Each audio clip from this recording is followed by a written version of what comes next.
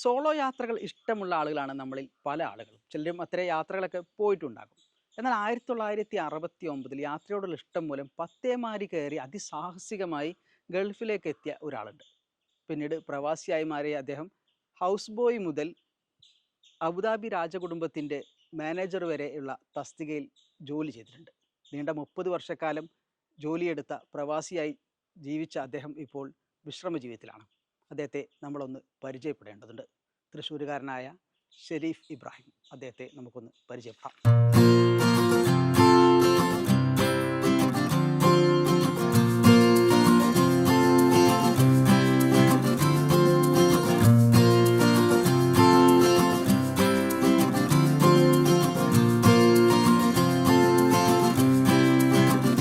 ഷെരീഫ് സാഹിബ് ആദ്യമായിട്ട് ഇവിടുന്ന് പോകുന്നൊരു 1969 കാലത്താണ്. അതെ, അന്ന് 18 വയസ്സായിരുന്നു. അതെ, 18 വയസ്സായി. ഇന്നത്തെ ഒരു ട്രെൻഡ് എന്ന് വെച്ചാൽ ഇപ്പോഴത്തെ കാലത്ത് കേരളം വിടുക എന്നുള്ളതൊരു ട്രെൻഡ് ആയിക്കൊണ്ടിരിക്കുകയാണ്. അതായത് വിദേശത്തൊക്കെ അവിടെ പോയി പഠിക്കുക, അവിടെ സെറ്റിൽ ആവുക എന്നൊക്കെ ഒരു ട്രെൻഡ് ആയിക്കൊണ്ടൊരു കാലമാണ്. ആ ഒരു കാലം എങ്ങനെയായിരുന്നു? എന്തായിരുന്നു അന്ന് ഇവിടുന്ന് പോകാണ്ടായ ഒരു മോട്ടീവ് എന്ന് പറഞ്ഞാൽ എന്തായിരുന്നു? അന്നത്തെ കാലത്ത് കേരളത്തിൽ പ്രത്യേകിച്ച് ഗ്രാമപ്രദേശങ്ങളിൽ 95% ആൾക്കാരും പട്ടിണിയും പരിവട്ടവും ഉള്ള കാലം. ഞാൻ എഴുതുന്ന ഭാഷയിൽ പറയുകയാണെന്നുണ്ടെങ്കിൽ അച്ഛന്മാർ, വാപ്പന്മാരൊക്കെ കറുത്ത മുഖവും വെളുത്ത ചോറെന്ന് പറയുന്നൊരു സംസ്കാരമായിരുന്നു.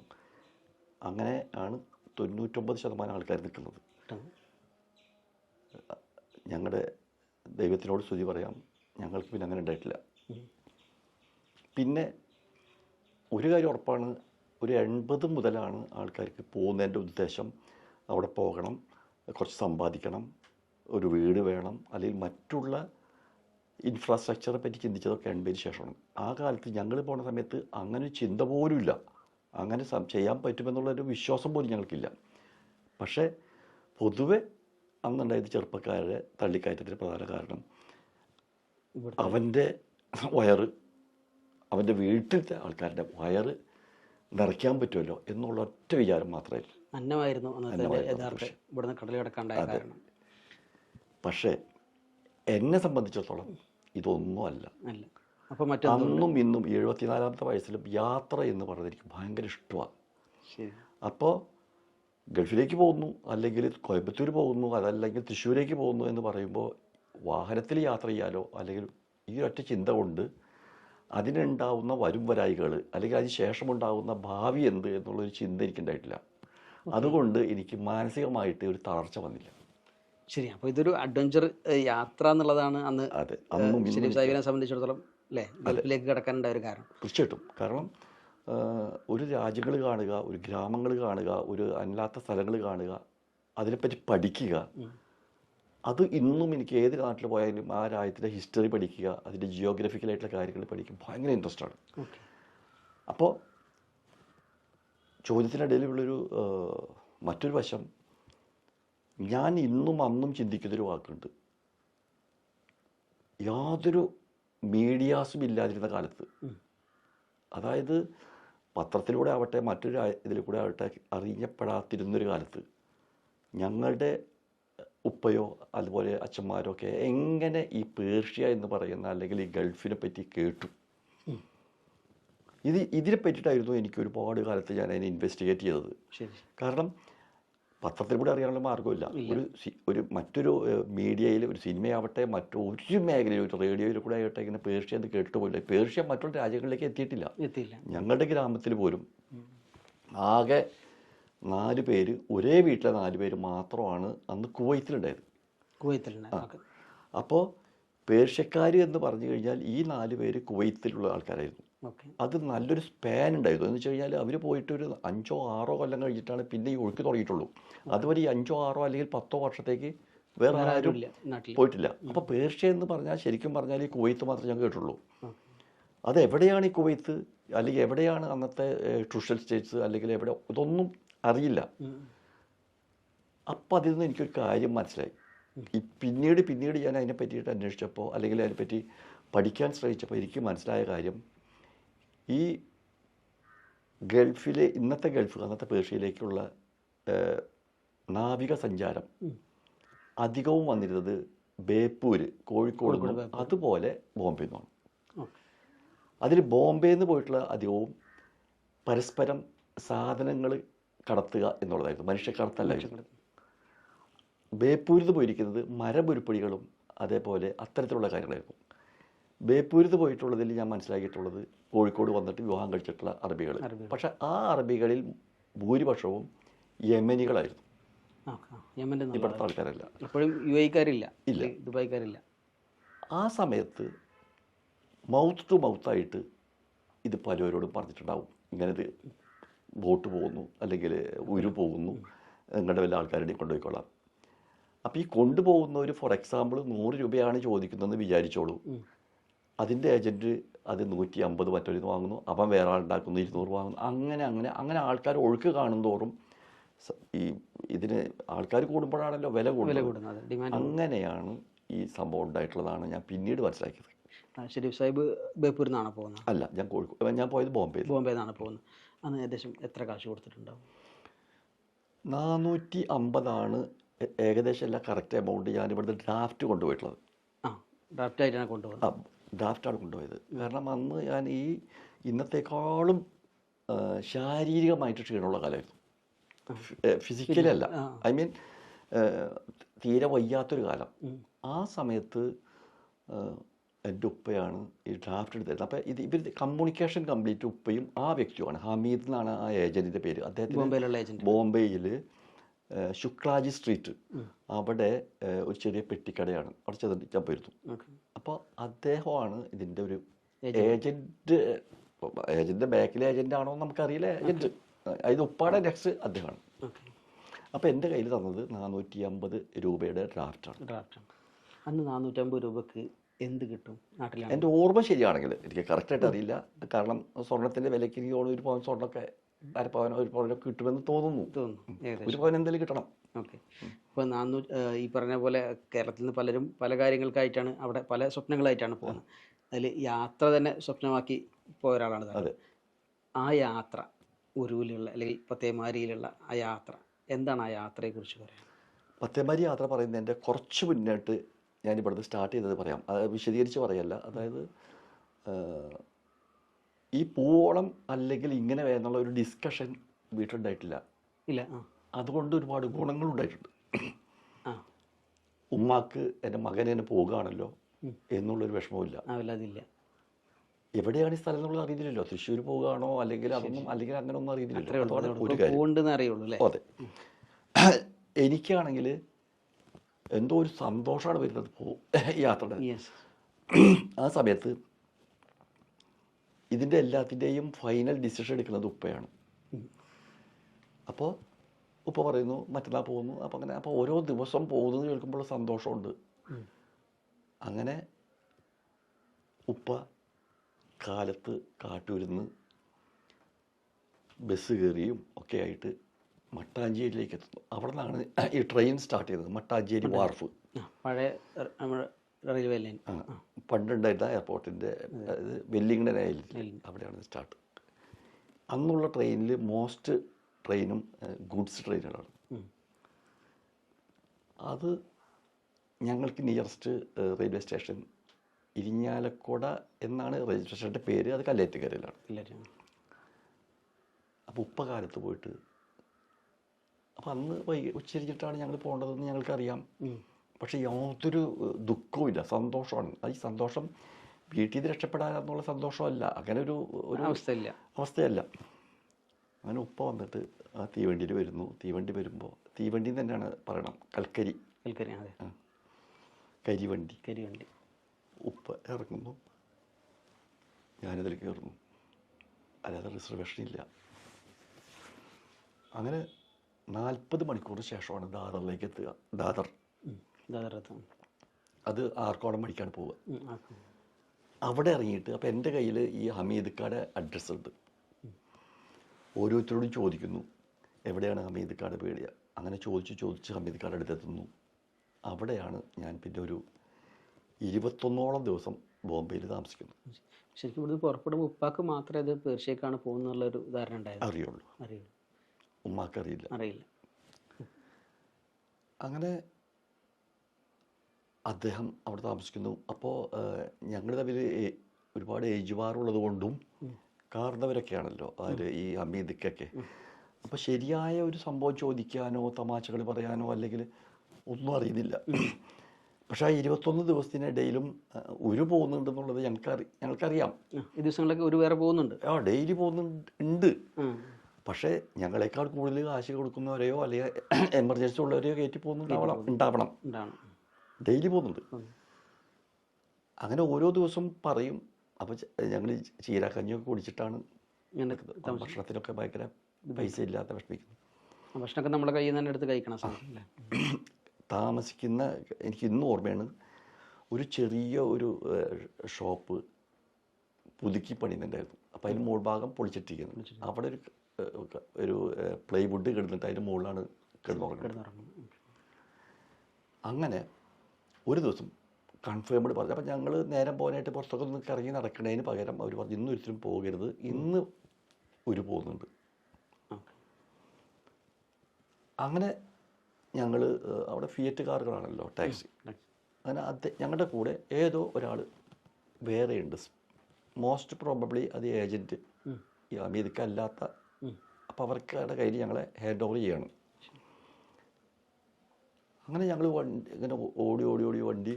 അപ്പോൾ രാത്രി ഒരു 8 മണി ഒക്കെ ആയിട്ടുണ്ടാവും. ഒരു ഭാർഗവി നിലയം പോലെയുള്ള ഒരു കെട്ടിടത്തിൻ്റെ അടുത്തേക്ക് കൊണ്ടുപോയി. പൊട്ടിപ്പൊളിഞ്ഞ കെട്ടിടം. അതും ബോംബെ ടൗണിൽ നിന്നും കുറച്ച് ദൂരം മാറിയിട്ടാണ്. അതിൽ ചെന്ന് കഴിഞ്ഞപ്പോൾ ഒരുപാട് ആളുകൾ ഇൻ്റർവ്യൂവിന് വരുന്ന പോലെ ഇങ്ങനെ നിൽക്കുന്നുണ്ടോ. അധികവും ഈ ചെറുപ്പക്കാരാണ്. അതിലൊരു വലിയ കസേരയിൽ ഒരാളിരിക്കുന്നുണ്ട്. ആളെ കണ്ടാൽ തന്നെ നമുക്ക് പേടി വരും. ശരിക്കും ഒരു വില്ലൻ പോലെ. അയാൾ ഹിന്ദിയാണോ മറാഠിയാണോ സംസാരിക്കുന്നത്, എന്തായാലും മലയാളിയല്ല, സംസാരിക്കുന്നുണ്ട്. അങ്ങനെ സംസാരിച്ചു. ഓരോരുത്തരോടും ചോദിച്ചു. എനിക്കൊരു നമ്പർ തന്നു, 83. ഞാനത് ഇന്നും മറക്കില്ല. കാരണം എൻ്റെ കോളേജിലത്തെ നമ്പറും 83 ആയിരുന്നു. അത് കുറച്ച് കഴിഞ്ഞു നമ്മളൊക്കെ ഇങ്ങനെ ഇവർ പറയുന്ന പോലെ തന്നെ ഒരു യാന്ത്രിക മനുഷ്യന്മാരെ പോലെ നടക്കുകയാണ്. ഇവർ പറയുന്നത് മുഴുവൻ ഒബീഡിയൻറ്റ് സെർവൻ്റായിട്ട്. കുറച്ച് കഴിഞ്ഞപ്പോൾ അവർ പറഞ്ഞു ഇത്ര ആൾക്കാർ ഇന്ന സ്റ്റേഷനിലേക്ക് കൊണ്ടുപോവുക, ഇന്ന ആൾക്കാരെ ഇന്ന സ്റ്റേഷനിലേക്ക് കൊണ്ടുപോവുക എന്നൊക്കെ അവർ ഇരുന്ന് പറയുന്നുണ്ട്. അങ്ങനെ ഞാൻ പോയ സ്റ്റേഷൻ മഹാലക്ഷ്മി എന്നുള്ള സ്റ്റേഷനായിരുന്നു. അവിടെ ചെന്നപ്പോൾ എൻ്റെ നാട്ടുകാരനും എൻ്റെ കൂടെ കടിച്ചു വളർന്ന് നടന്ന മുഹമ്മദ് അലിൻ്റെ അവിടെ. അതിന് കാരണം അവനും ഞാനും ഭയങ്കര കൂട്ടുകാരാണ്. അവൻ്റെ ബാപ്പയും എൻ്റെ ബാപ്പയും കൂട്ടുകാരാണ്. പക്ഷേ ഈ പോകുന്നതിൻ്റെ പേര് തന്നെ കള്ളക്കടത്തതിന് പോകാമെന്ന് പറയുക. അതുകൊണ്ട് ആരും അങ്ങോട്ടും ഇങ്ങോട്ടും പറയില്ല. അത് പിന്നെ കുശുമ്പ് കൊണ്ടല്ല. ഒരുത്തിന് ഫ്ലാഷ് ആക്കി കഴിഞ്ഞാൽ ചിലപ്പോൾ പിടിച്ചാലോ. പിടിച്ചിരും. അതെ, പ്രത്യേകിച്ച് പാസ്പോർട്ട് ഒന്നുമില്ല. അങ്ങനെ എന്നിട്ട് അവിടുന്ന് ഈ ട്രെയിനിൽ കയറുന്നു. ട്രെയിൻ പോയി ഒരുപാട് ദൂരം യാത്ര ചെയ്തിട്ടുണ്ട്. എനിക്ക് തോന്നുന്നൊരു 2-3 മണിക്കൂറോളം പോയിട്ടുണ്ടാവണം. ആ സ്റ്റേഷൻ്റെ പേരാണ് വിറാർ. അവിടെ ചെന്നിറങ്ങുമ്പോൾ അപ്പം അത് ഈ പറഞ്ഞ ബോംബെ ആയിട്ടൊക്കെ വളരെ ദൂരം കഴിഞ്ഞിട്ടാണ് സ്ഥലത്ത്. അവിടെ ഞങ്ങൾ ഇറങ്ങിയ നേരത്ത് ഞങ്ങൾ അത്ഭുതപ്പെട്ടു പോയൊരു സംഭവം. ഒരു സ്റ്റാഫ് ആരും അവിടെ റെയിൽവേ സ്റ്റേഷനിലില്ല. ആരുമില്ല. ഞങ്ങൾ ഇറങ്ങിയ ഒരു 150 അല്ലെങ്കിൽ 200 എത്ര ആൾക്കാരുണ്ടോ അവർ മാത്രം ക്രൗഡായിട്ട് പോന്നു. ഇറങ്ങാനില്ല, കയറാനില്ല, അവിടെ സ്റ്റാഫുകളുമില്ല. അങ്ങനെ നടക്കുന്നു. അപ്പോൾ ഒരാൾ ഫ്രണ്ടിൽ നടക്കുന്നത് നമുക്കൊരു ഗൈഡായിട്ട്, എല്ലാവരും ബാക്കിലൂടെ നടക്കുന്നത്. അപ്പോൾ രാത്രി ഒരു 11 മണി ഒക്കെ ആയിട്ടുണ്ടാവണം. നിലാവുള്ള ദിവസമാണ്. അപ്പോൾ അല്ലാതെ അവിടെ ലൈറ്റുകളൊന്നും വേറെ സൗകര്യമില്ല. അപ്പോൾ ഇന്ന് നടക്കുമ്പോൾ എൻ്റെ കാലിലൊരു സാധാരണ വീവാർ ചെരുപ്പാണ്.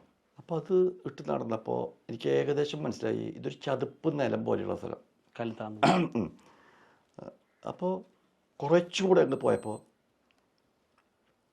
കടലിൻ്റെ ഇരുമ്പൽ കേട്ടു. അപ്പം 10 മൈലിലാണ് പോവുക, കടൽ വഴിക്കാണ് പോവുക എന്നുള്ളതൊക്കെ നമുക്കറിയാം. അങ്ങനെ എല്ലാവരെയും ഒരു ചെറിയ വള്ളത്തിൽ കയറ്റി. അപ്പോഴും ഞങ്ങൾക്ക് ഞങ്ങളോട് പോലും ചോദിക്കേണ്ട ഒരു ആവശ്യം വരുന്നില്ല, ഇതിലാണോ ദുബായിലെത്താൻ പോകണമെന്നും. കാരണം ദുബായ് എവിടെയാണെന്നും ഞങ്ങൾക്കറിയില്ലോ. അങ്ങനെ അറിയുമായിരുന്നെങ്കിലും ചോദിക്കട്ടോ. അതായത് 6 ദിവസത്തെ യാത്രയുണ്ട്, അല്ലെങ്കിൽ ഇത്രയും നോട്ടിക്കൽ മൈൽസ് ദൂരമാണ് എന്നൊക്കെ അറിയുന്നുണ്ടെങ്കിലാണല്ലോ ഈ ഒരു ചെറിയ സാധനത്തിലാണോ എന്ന് ചോദിക്കേണ്ട ആവശ്യമില്ലല്ലോ. അപ്പം ഞങ്ങളൊരു കയറിയിരിക്കുന്നു. അത് മാത്രമല്ല, എന്നെ സംബന്ധിച്ചിടത്തോളം ഞാൻ നേരത്തെ പറഞ്ഞ പോലെ യാത്രയാണല്ലോ അതിൽ വിഷയമുള്ളൂ. അങ്ങനെ ഇത് സാധാരണ മീൻ പിടിക്കുന്ന ബോരികൾ എന്ന് പറയാം അവിടെ, ഈ മീൻ പിടിക്കുന്ന ആൾക്കാർ അവരുടെയാണ്. അതിന് എഞ്ചിനൊക്കെ ഉണ്ട്, ഔട്ട് ബോർഡ് എഞ്ചിനാണ് കേട്ടോ, എഞ്ചിനുണ്ട്. അത് പോകുന്നു. അപ്പോഴും ഞങ്ങൾ ആരും അങ്ങോട്ടും ഇങ്ങോട്ടും പരസ്പരം ഒന്നും സംസാരിക്കുന്നില്ല.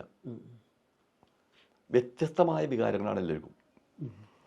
അങ്ങനെ പോയി ഏകദേശം ഒരു മണിക്കൂറിൽ കൂടുതൽ പോയിട്ടാവും. അത് ചെന്നപ്പോഴാണ് ഏകദേശം ഒരു കടലിൻ്റെ ഉള്ളിലായിട്ട് വലിയ ഒരു ഉരു നിൽക്കുന്നത് കണ്ടത്, കടലിൻ്റെ ഉൾഭാഗം. അവിടേക്കാണിത് പോണത്. അപ്പം അതിൽ നിന്ന് എനിക്ക് മനസ്സിലായത് ഇത്തരത്തിൽ കൊണ്ടുപോകേണ്ട കാരണം 2-3 കാരണമാണ്. ഒരു കാരണം, ഇങ്ങോട്ടേക്ക് വലിയത് വരില്ല, നമ്പർ 1. നമ്പർ 2, എന്തെങ്കിലും ഒരു പ്രശ്നമാണെന്ന് അറിഞ്ഞു കഴിഞ്ഞാൽ അവർക്ക് സിഗ്നൽ കിട്ടിക്കഴിഞ്ഞാൽ അതുകൊണ്ട് അവർക്ക് വേഗം പോകാം. മെയിൻ ആൾക്കാർ ഇതൊക്കെ ആയിരിക്കണം അതിൻ്റെ ഒരു സംഭവങ്ങൾ. കസ്റ്റംസോ നേവിയോ ആരെങ്കിലും വരികയാണെങ്കിൽ. അങ്ങനെ മുകളിൽ നിന്നൊരു കയറെടുത്തിട്ടു. ആ കയറിലാണ് എല്ലാവരും പിടിച്ച് മുകളിലേക്ക് കയറുന്നത്. ഞങ്ങളും മുകളിലേക്ക് കയറി. അന്നും ഇന്നും എനിക്ക് ഇത്തരത്തിലുള്ള ഒരു ബാലൻസിങ് ഒക്കെ വളരെ പേടിയാണ്. കയറി അതിനുള്ളിൽ ചെന്ന് കഴിഞ്ഞ് നോക്കിയപ്പോൾ 10, 150, 200 ആൾക്കാരൊക്കെ ഉണ്ടാവും. പല പ്രായക്കാരാണ്. 60, 65 വയസ്സായ ആളൊക്കെ ഇതിലുണ്ട്. എല്ലാവരെയും നമ്മൾ ശരിക്കും പറയുകയാണെന്നുണ്ടെങ്കിൽ മീൻ പൊരിക്കാനായിട്ട് പാത്രത്തിലിടുന്ന പോലെ എല്ലാത്തിനും നിരത്തിക്കെടുത്തി ഞങ്ങൾക്ക് എടുത്തു. ഭക്ഷണം ഒരു വലിയൊരു തളികയിൽ ആണ് കുറച്ച് അതിന് ടൈമോ അല്ലെങ്കിൽ അങ്ങനെ എന്തെങ്കിലുമൊക്കെ ഒന്ന് കഴിക്കുക എന്നുള്ളതാണ്. അതായിരുന്നു അവിടുത്തെ ഭക്ഷണത്തിൻ്റെ രീതി. അത് വിളിക്കുന്നത് 1 മുതൽ 10 വരെ, പിന്നെ 11 മുതൽ 20, ആ നമ്പർ വിളിച്ചിട്ടാണ് ഈ സംഭവം. മുകളിലാണ് ഭക്ഷണം കൊടുക്കുന്നത്. അത് ഈ നേരത്തെ ഭക്ഷണം കൊടുക്കുന്നത് ഇങ്ങനെയാണെങ്കിൽ റിവേഴ്സാണ്. അത് കഴിഞ്ഞ് നെക്സ്റ്റ് എപ്പോഴാണെങ്കിൽ അത് അപ്പോൾ 100 മുതൽ ഇങ്ങോട്ടേക്ക്. അങ്ങനെ ഞങ്ങൾ ഡെയിലി പോകുന്നുണ്ട്. അപ്പോഴേക്കും ഇതിൻ്റെ കക്കൂസ് എന്ന് പറയുന്ന സംഗതി മുകളിലൊരു കയറിൽ കെട്ടിയിട്ടൊരു പെട്ടി പോലെയാണ്. അത് കയറിക്കഴിഞ്ഞാൽ നമ്മൾ എത്ര ധൈര്യമുള്ളവരായാലും പേടിക്കും. കാരണം അതിനെപ്പറ്റി അറിയുന്നവരാണെങ്കിലാണ് കൂടുതൽ പേടിക്കുക. കാരണം അതിന് നേരെ താഴെയാണ് പ്രൊപ്പല്ലർ. അപ്പം അഥവാ പൊട്ടി വീഴില്ല, പക്ഷെ പൊട്ടി വീണാൽ കഴിഞ്ഞു. അപ്പോൾ ആ ടെക്നിക്കൽ കാര്യങ്ങളെപ്പറ്റി അറിയുന്നവർക്കാണല്ലോ കൂടുതൽ പേടി. അറിയാത്തവരൊരു വിഷയമല്ല. അപ്പോൾ എനിക്കാണെങ്കിൽ അറിയാം, പ്രൊപ്പല്ലറാണ് നേരെ താഴെ.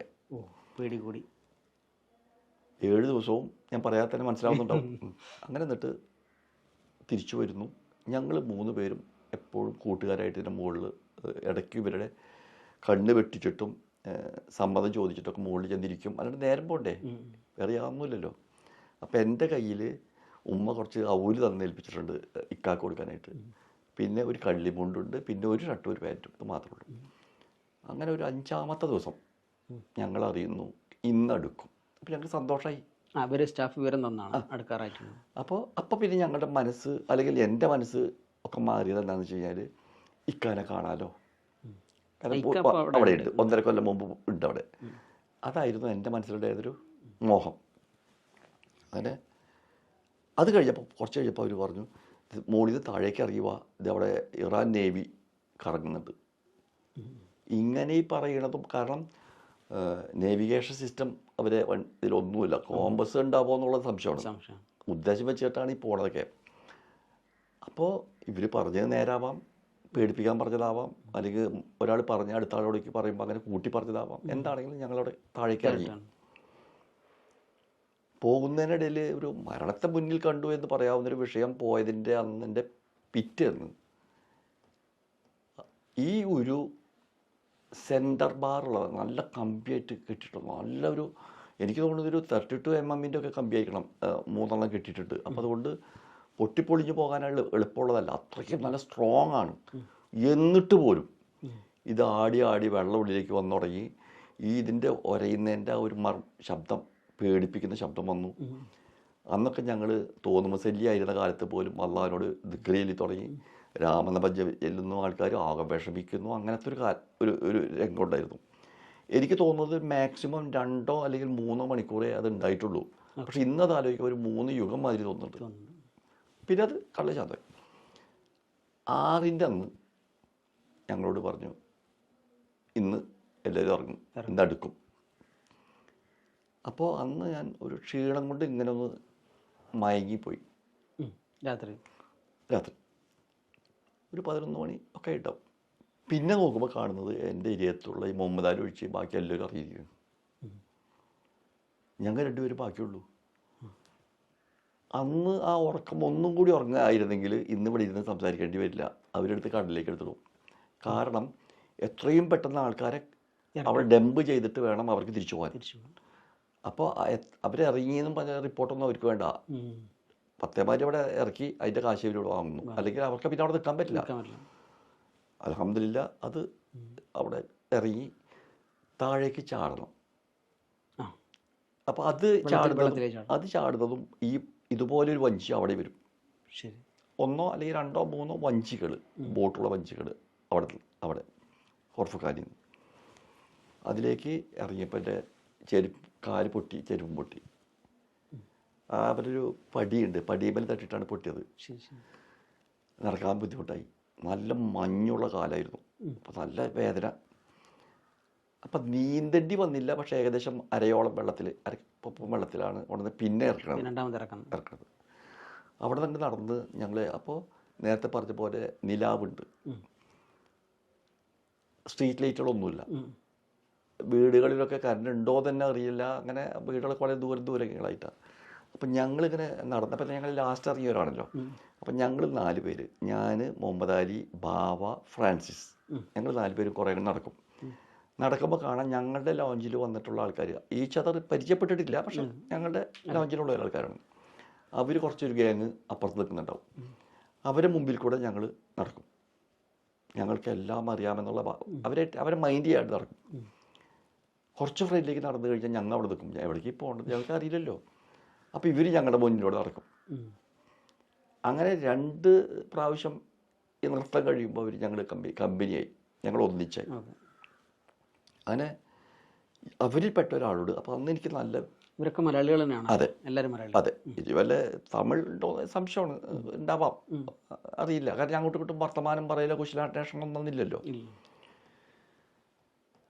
അപ്പം അതിൽ പെട്ടൊരു ചെറുപ്പക്കാരനോട്, ഞങ്ങൾ ചെറുപ്പക്കാരനോട് ഞാൻ പറഞ്ഞു, മോനെ അവിടെ ഒരു പാട്ട് ഒക്കെ കേൾക്കുന്നുണ്ട്. അപ്പോൾ ഞങ്ങൾക്ക് അറിയുന്നില്ല ഇത് ദുബായ് ആണോ ഇനി ശരിയായ അറബ് രാജ്യത്തിലാണോ ഞങ്ങൾ എത്തിയിരിക്കുന്നത്, ഒന്നും അറിയില്ല. കര കണ്ടു, കരയിൽ ഇറങ്ങി എന്നുള്ളൊരു സമാധാനം മാത്രം. നല്ല വിശപ്പുണ്ട്. അപ്പോൾ അവിടെ ഒരു ഇത് നടക്കുന്നുണ്ട്, ഒന്ന് പോയിട്ട് കുറച്ച് ഭക്ഷണം എന്തെങ്കിലും കിട്ടുമെന്ന് നോക്കാൻ പറഞ്ഞു.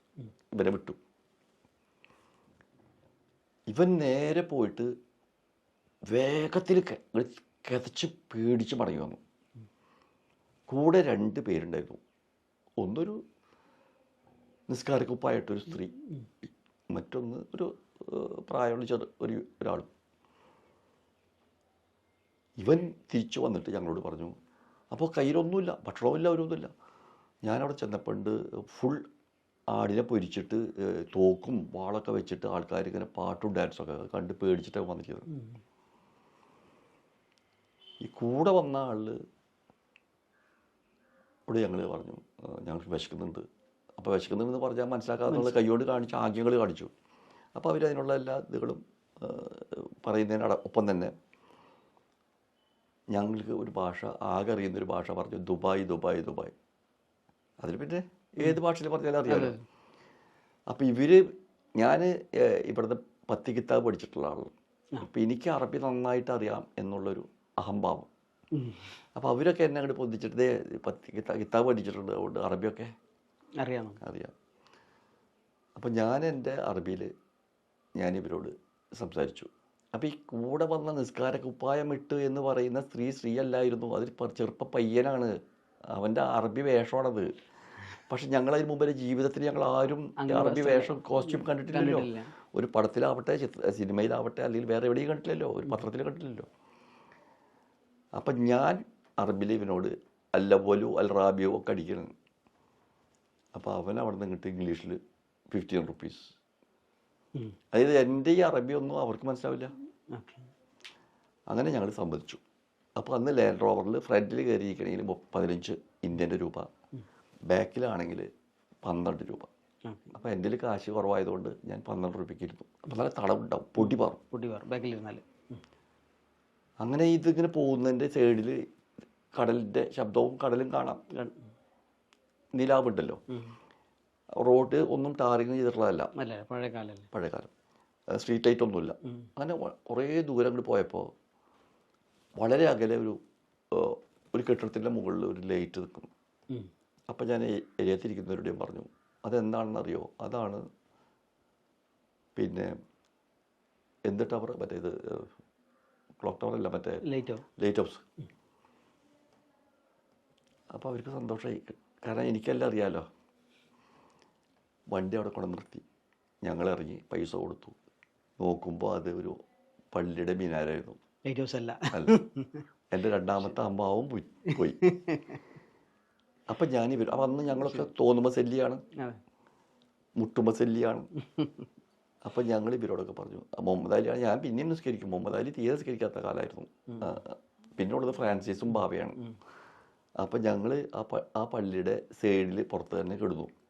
അപ്പം ഏകദേശം ഒരു 2 മണി 2 മണി രാത്രിയായിട്ടുണ്ട്. അതിനു മുൻപ് ഞങ്ങൾ ജീവിതത്തിൽ സുബഹി എന്താണെന്നുള്ള സമയത്ത് എഴുന്നേറ്റിട്ടേ ഇല്ല അക്കാലത്ത്. അപ്പം ഞങ്ങൾ ഇവരോട് പറഞ്ഞു അങ്ങനെ. അപ്പം അത് അറബി രാജ്യമാണെന്നുള്ളത് മനസ്സിലായി. അപ്പോഴും ഫുജേറയാണെന്ന് ഞങ്ങൾക്ക് അറിയില്ല. ഫുജേറയിലാണ് ഉണ്ടായിരുന്നത്. പക്ഷെ അതറിയില്ല. ഫുജേറയിലേക്ക് എത്തി. അതെ, ഫുജേറയാണെന്ന് ഞങ്ങൾക്ക് അറിയില്ല. അറബി രാജ്യമാണെന്ന് മനസ്സിലായി. അപ്പം ഞങ്ങൾ ഇവരോട് പറഞ്ഞു. അപ്പോൾ അറബി ബോർഡുകളോ അങ്ങനെ ഒന്നുമില്ലല്ലോ. അറബികളെ കണ്ടതുകൊണ്ടാണ് ഇത് അറബി രാജ്യമാണെന്ന് മനസ്സിലായത്. അപ്പോൾ ഞാൻ ഇവരോട് പറഞ്ഞു, ഫ്രാൻസിസിനോട് അടക്കം പറഞ്ഞു, നമുക്ക് നാളെ നേരം വിളിക്കുമ്പോൾ നിസ്കരിക്കാം, ഞങ്ങൾ കാണിക്കുന്ന പോലെ കാണിച്ചാൽ മതി. ഫ്രാൻസിസിനോട് പിറ്റേന്ന് സുബൈക്ക് വാങ്ങിക്കൊടുക്കുന്നു, അവർ വരുന്നു, നിസ്കരിക്കാൻ നിൽക്കുന്നു, ഞങ്ങളും അവരെ പോലെ നിസ്കരിക്കുന്നു. നിസ്കാരം കഴിഞ്ഞ വഴിക്ക് തൊട്ടപ്പുറത്തൊരു ഹോട്ടലിൽ നിന്ന് കുട്ടിക്കുപ്പായ എന്നുള്ള സിനിമയിലൊരു പാട്ട്, ഒരു കൊട്ടാ പൊന്നുണ്ടല്ലോ എന്നുള്ള പാട്ട്. അന്ന് എൻ്റെ ഓർമ്മ ശരിയാണെങ്കിൽ ടേപ്പ് റെക്കോർഡർ അല്ല, റെക്കോർഡ് പ്ലെയർ ആണെന്ന് സംശയമുണ്ട്. സന്തോഷമായി, മലയാളികളുണ്ടല്ലോ. അപ്പോൾ കയ്യിൽ പൈസ വളരെ കുറവാണ്, വിശപ്പാണ് നന്നായിട്ടുണ്ട്. അവിടെ ചെന്നിട്ട് പൊറോട്ടയ്ക്കൊക്കെ എത്ര പൈസ, ചായക്ക് എത്ര പൈസ എന്ന് ചോദിച്ചിട്ടാണ് ഞങ്ങൾ കഴിക്കുന്നത്. കുറച്ച് പൈസയും കൂടി ബാക്കിയുണ്ട് കയ്യിൽ ഉള്ളതുകൊണ്ട് ആ പരസ്പരം അങ്ങോട്ടും ഇങ്ങോട്ടും ഒക്കെ കൊടുത്തിട്ട്. അപ്പം അന്ന് ഞങ്ങൾക്ക് അറിയില്ല 2 കാര്യം ഉണ്ടായിരുന്നു എന്നുള്ളത്. ആ സംഭവം നാണക്കേടൊന്നുമില്ല, പക്ഷെ ഞങ്ങൾക്ക് അനുഭവിക്കേണ്ടി വന്നിട്ടില്ല. നാണക്കേടൊന്നുമില്ല. അറബികൾ നമ്മളെ ഭക്ഷണം സഹായിക്കും. അത് നമുക്ക് ചെന്നിട്ട് കുറച്ച് ഭക്ഷണം വേണമെന്ന് പറഞ്ഞ് കഴിച്ചത് കൊണ്ട് നമുക്ക് യാതൊരു മോശമില്ല. പക്ഷെ അത് ഞങ്ങൾക്ക് അറിയില്ലായിരുന്നു. 2 മലയാളികൾ തന്നെ നമ്മളെക്കാളും മുമ്പ് പോയ ആൾക്കാർ നമ്മൾക്ക് പൈസ തരും, നമുക്ക് എന്താ പറയുക, താമസിക്കാൻ സൗകര്യം തരും, ഭക്ഷണം വാങ്ങിത്തരും, എപ്പോഴെങ്കിലും കിട്ടുമ്പോൾ നിങ്ങൾ മടക്കി തന്നാൽ മതി എന്നുള്ള മലയാളികളന്നുണ്ടായിരുന്നു. സഹായിക്കാനുള്ള ഒരുപാട് മനസ്സിലായില്ല. അത് ജാതിയോ മതമോ ഒന്നും നോക്കാതെ. അത് പറയുമ്പോൾ അത് മറ്റൊരു സെക്ഷനാണ്. 80-ന് ശേഷമാണ് അത്, 75-ന് ശേഷമാണ് അത് മാറിയത്, ഈ വർഗീയത വന്നത്. അതിനെ പറ്റി പറയാം. അങ്ങനെ അപ്പോൾ അന്ന് ഇന്ത്യൻ്റെ 1 രൂപയ്ക്ക് അവിടുത്തെ അത് കൺവേർട്ട് ചെയ്യുകയാണെന്നുണ്ടെങ്കിൽ ഏകദേശം 40 ഫിൽസ് എന്ന് പറഞ്ഞു കഴിഞ്ഞാൽ 2.5 ഇന്ത്യൻ്റെ രൂപ കൊടുത്താൽ അവിടുത്തെ 1 റിയാൽ കിട്ടും. റിയാലാണെന്ന് അന്ന് റിയാലാണ്. ഖത്തർ ദുബായ് റിയാൽ. ചേർത്തിട്ടുള്ളൂ. അതെ, QDR എന്നാ പറയാം ഷോർട്ട്. അതായത് UAE വന്നിട്ടില്ല, UAE രാഷ്ട്രം രൂപീകരിക്കാൻ പോകുന്ന ക്രൂഷ്യൽ സ്റ്റേറ്റ്സ് ആണ്. ശ്രദ്ധിക്കണം, മലയാളി ആയതുകൊണ്ട് 3.5 വാങ്ങിയുള്ളൂ. എന്ന് വെച്ചാൽ 2.5 ഉള്ളൂ ശരിക്ക്. മലയാളിക്ക് കൊലയാളി, അവൻ കൂടുതൽ വാങ്ങി എന്നർത്ഥം, 1 ദിർഹം കൂടി. അങ്ങനെ ഞങ്ങൾ വിശപ്പടക്കിയിട്ട്, അങ്ങനെ പറയാൻ പറ്റുള്ളൂ, നടക്കുകയാണ്. ഞങ്ങൾ 4 പേര്, ഞാൻ, മുഹമ്മദ് അലി, ബാവ, ഫ്രാൻസിസ്. അപ്പോഴും വേറെ പല ആൾക്കാരും അങ്ങോട്ട് കൊണ്ടുവന്നു. നമ്മളിപ്പോൾ ശരിക്കും പറഞ്ഞാൽ ഇത് ആ നാട്ടിൽ പോകാത്തവരോ അല്ലെങ്കിൽ അന്നത്തെ കാലത്ത് പോകാത്തവർക്കും മനസ്സിലാക്കാൻ ഏറ്റവും നല്ല ഭാഷ ഇന്ന് ബംഗാളികൾ വന്നിറങ്ങുന്ന പോലെ.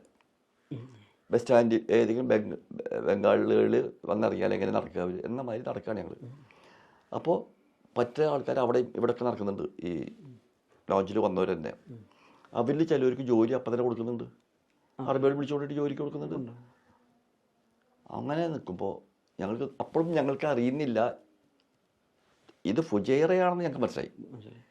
പക്ഷെ ദുബായ് എവിടെയാണ്, ഫുജൈറയിൽ നിന്ന് ദുബൈക്ക് എത്ര ദൂരമുണ്ട്, റോഡ് എന്താണെന്ന് ഒന്നും ഞങ്ങൾക്കറിയില്ല. ശരിക്കും ലക്ഷ്യം വെക്കുന്നത് ദുബായിലേക്ക് ദുബൈക്ക് പോകണം. അവിടെയാണ് ജേഷനൊക്കെ ജേഷനുള്ളത്. അങ്ങനെ നടക്കും. പറ്റി ചെരുപ്പിയാൻ പൊട്ടിയത് പറഞ്ഞല്ലോ.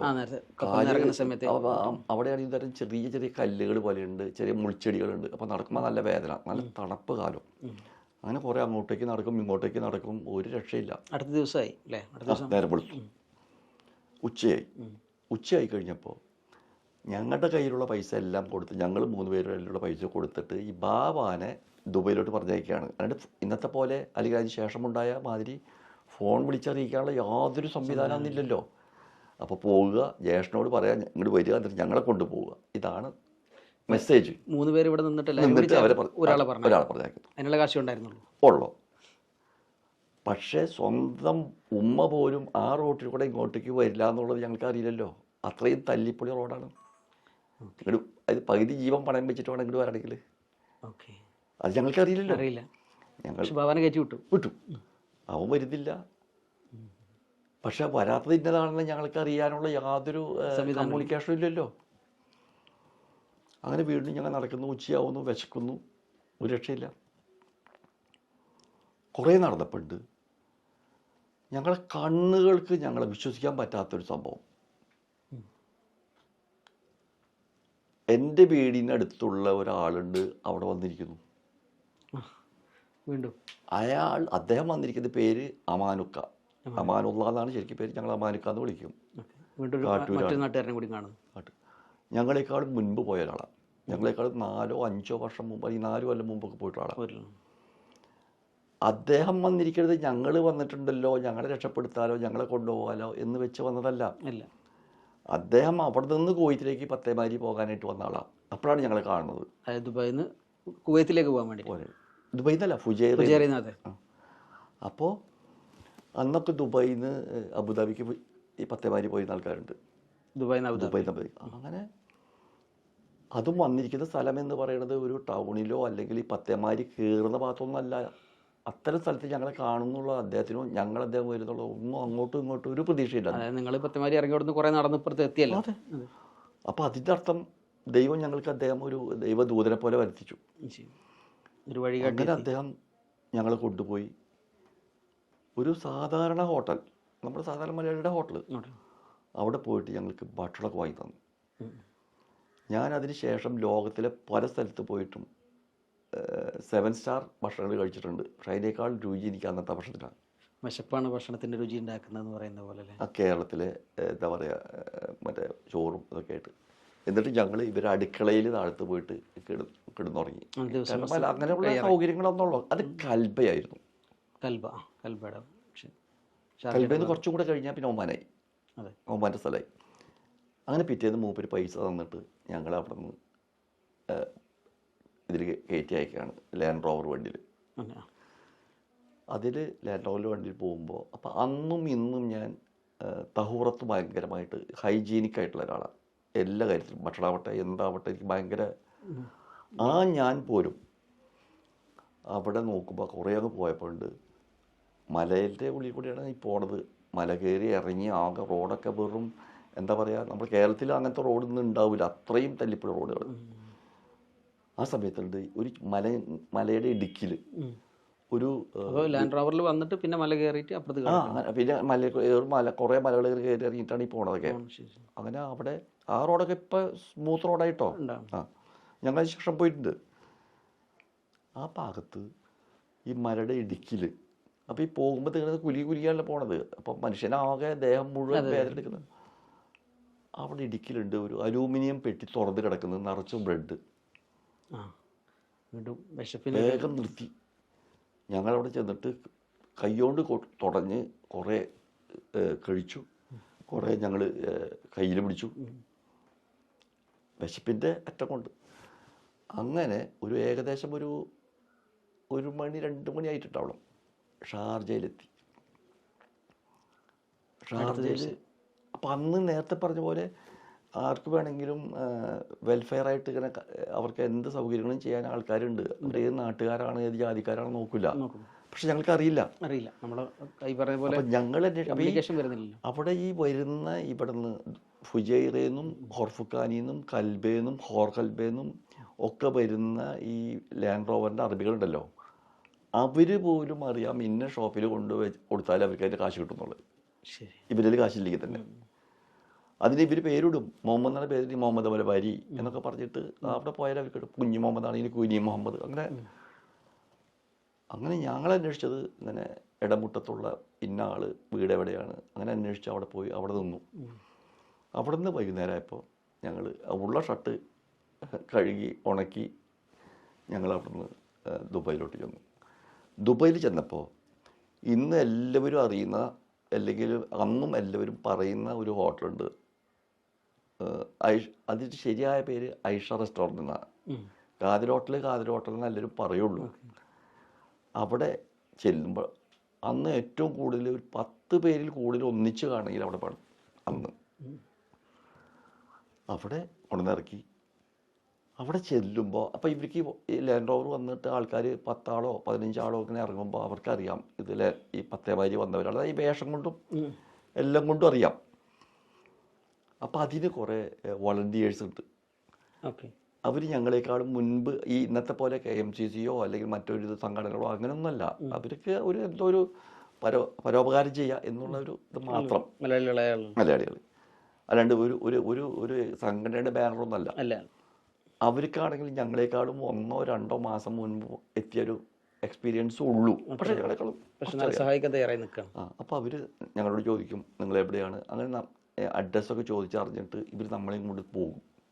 അങ്ങനെ ഓരോ മലയാളികൾ താമസിക്കുന്ന ഫ്ലാറ്റ് എന്ന് പറയാൻ പറ്റില്ല, വല്ല വില്ലകളോ അല്ലെങ്കിൽ റൂമുകളോ അവിടെ പോയിട്ട് ചോദിക്കും ഇന്ന ആളെ നിങ്ങൾ അറിയോ ഇന്ന. അപ്പോൾ അവർ പറയും. അങ്ങനെ കണ്ടുപിടിച്ച് അതേ സ്ഥലത്ത് അവരെത്തിക്കും.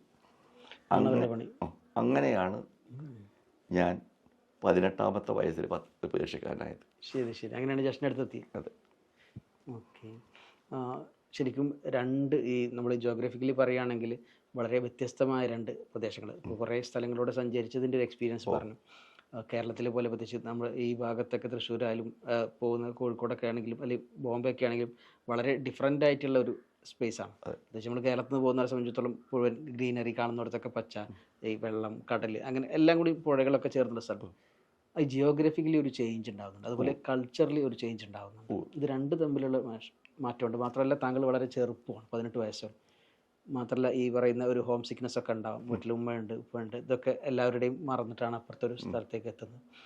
അതിൻ്റെ ആ ഒരു ചേഞ്ച് എങ്ങനെയാണ് ഉൾക്കൊള്ളുന്നത് ശരിക്കും?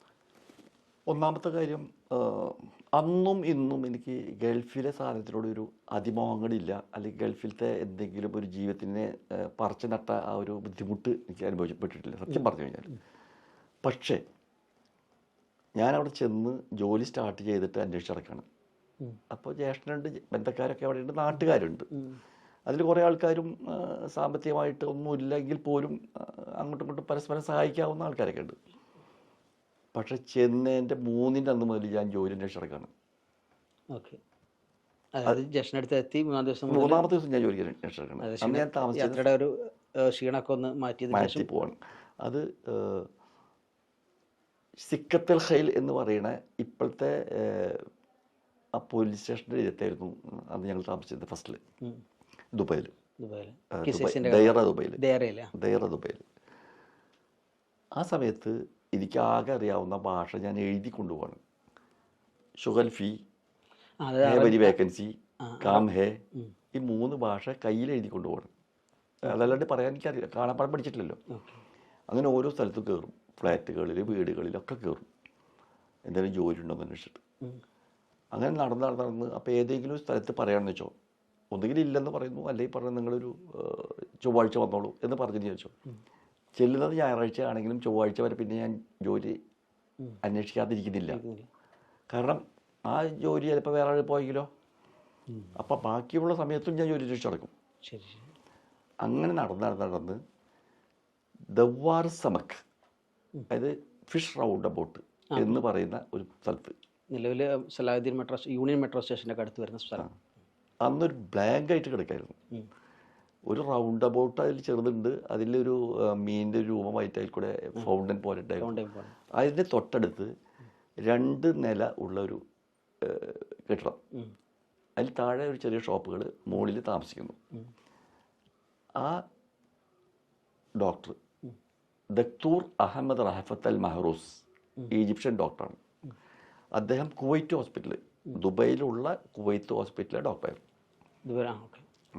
അന്ന് ഈ 2 കാര്യം കുവൈത്ത് ദുബൈയിൽ സഹായിച്ചിട്ടുണ്ട്.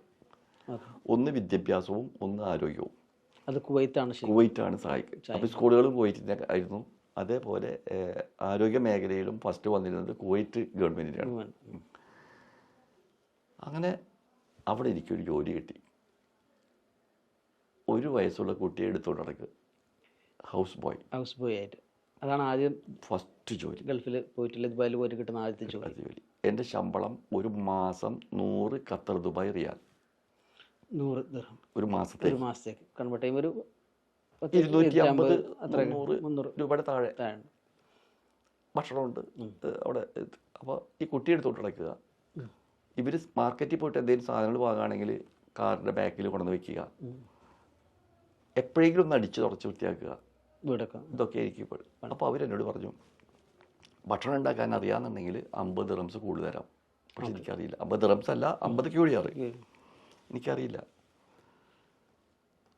ഒരാഴ്ച കഴിഞ്ഞപ്പോൾ എനിക്ക് ആകെ വിഷമായി. കാരണം ജ്യേഷ്ഠന്മാരെ കാണാണ്ട് നിൽക്കാൻ പറ്റാണ്ടായി, ജ്യേഷ്ഠനും ബന്ധക്കാരൊക്കെ. അതെ. അപ്പോൾ അവർ താമസിക്കുന്നത് ഇപ്പോഴത്തെ ആ ടണലുണ്ടല്ലോ, ചന്തക ടണൽ, അതെ. അന്ന് ടണലൊന്നുമില്ല. അതിൻ്റെ അപ്പുറമുള്ള പ്ലാസ സിനിമ പിന്നീട് വന്നു, ആ ഭാഗത്താണ് അവർ താമസിക്കുന്നത്. അവിടെ ഷെയ്ഖ് മക്തൂമിൻ്റെ വൈഫ് ഹൗസ് ഉണ്ട്, അവരുടെ പഴയ വീടൊക്കെ ഇരിക്കുന്ന ഭാഗം. നമ്മൾ അവിടെ കടന്ന് അപ്പുറത്തേക്ക് പോകും. അവിടെ ഒരു മോഡൽ ഒരു ബിൽഡിംഗ് ഉണ്ട്, അത് ഷെയ്ഖ് റാഷീദിൻ്റെ ബിൽഡിങ്ങാണ്, ഷെയ്ഖ് റാഷീദിൻ്റെ ബിൽഡിംഗ്. അതിൻ്റെ അടുത്താണ്. അങ്ങനെ എനിക്കവിടെ പോകാതെ, എനിക്ക് ഹോം സിക്നെസ് അല്ല, ഇവരുടെ അടുത്ത് പോകാത്ത വിഷമമുള്ളൂ, നാട്ടിലായിട്ടുള്ള ഒരു അതല്ല. അങ്ങനെ ഇദ്ദേഹത്തോട് ചോദിക്കുമ്പോൾ വ്യാഴാഴ്ച ഒരു വൈകിട്ട് ലീവ് കിട്ടും, വെള്ളിയാഴ്ച വന്നാൽ മതി. അങ്ങനെ ആക്കിയിട്ട് എന്നെ കൊണ്ടുവന്ന് അബ്രയിൽ കൊണ്ടിറക്കും. അബ്രയിൽ കിടക്കും. അപ്പം ഞാൻ വളരെ ഇന്നത്തെക്കാളും ഞാൻ നേരത്തെ പറഞ്ഞ പോലെ ക്ഷീണം കൂടുതലുള്ള സമയമായിരുന്നു. അപ്പോൾ മരം കോച്ചത് തണുപ്പ, പുലർച്ചെ വേണം എൻ്റെ 2ാമത് ജോലിക്ക് വരാനായിട്ട്. അപ്പം 3 ദിർഹംസാണ് സ്വെറ്ററിന്. ഒരു സ്വെറ്റർ വാങ്ങാൻ പറ്റും. അതിൻ്റെ ഇല്ലാത്തതുകൊണ്ട് ഞാൻ ഷർട്ടും തിരിച്ചിടും, തണുത്ത് സഹിക്കാൻ പറ്റാണ്ടായിട്ട്. അതായത് ആദ്യത്തെ ശമ്പളം കിട്ടിയിട്ടില്ല, ഫസ്റ്റ് അതിൻ്റെ മുന്നത്തെ സമയമാണത്. അതെ. അപ്പോൾ ജ്യേഷ്ഠനും മറ്റൊക്കെ സഹായിക്കാൻ തയ്യാറാണ്. പക്ഷെ ഞാൻ ഒരാളെയും ഡിപ്പെൻഡ് ആവണ്ട എന്നുള്ളൊരു ഇതിൽ അങ്ങനെ 2-3 പ്രാവശ്യം പോകുമ്പോൾ എൻ്റെ അന്നുണ്ടായിരുന്ന ഒരു ട്രിക്കാണ്. അതിപ്പോൾ എല്ലാവരും അതങ്ങനെ ടെസ്റ്റ് നടത്തണമെന്നില്ല. നമ്മളെ പിടിക്കുമെന്ന് കാണുന്ന പോലീസുകാരോട് ചെന്നിട്ട് ആ സംഭവം ചോദിക്കുമ്പോൾ അത് നല്ലതാണ്. ഒന്നും കൂടെ വ്യക്തമായിട്ട് പറയുകയാണെന്നുണ്ടെങ്കിൽ, അവിടെ സൈഡിലൊക്കെ പോലീസ് ഉണ്ടാവും, ദുബായ് പോലീസ് രാത്രി. അപ്പോൾ അവരെ അടുത്ത് ചെന്നിട്ട് നമ്മൾ ചോദിക്കുകയാണ്, എൻ്റെ കയ്യിൽ ഇങ്ങനെ പാസ്പോർട്ടും വിസയൊന്നുമില്ല, ഞാൻ എന്താ ചെയ്യേണ്ടത്? ശരി. അപ്പോൾ എടുത്ത വഴിക്ക് അവർ ഇങ്ങോട്ട് പറഞ്ഞു തരും.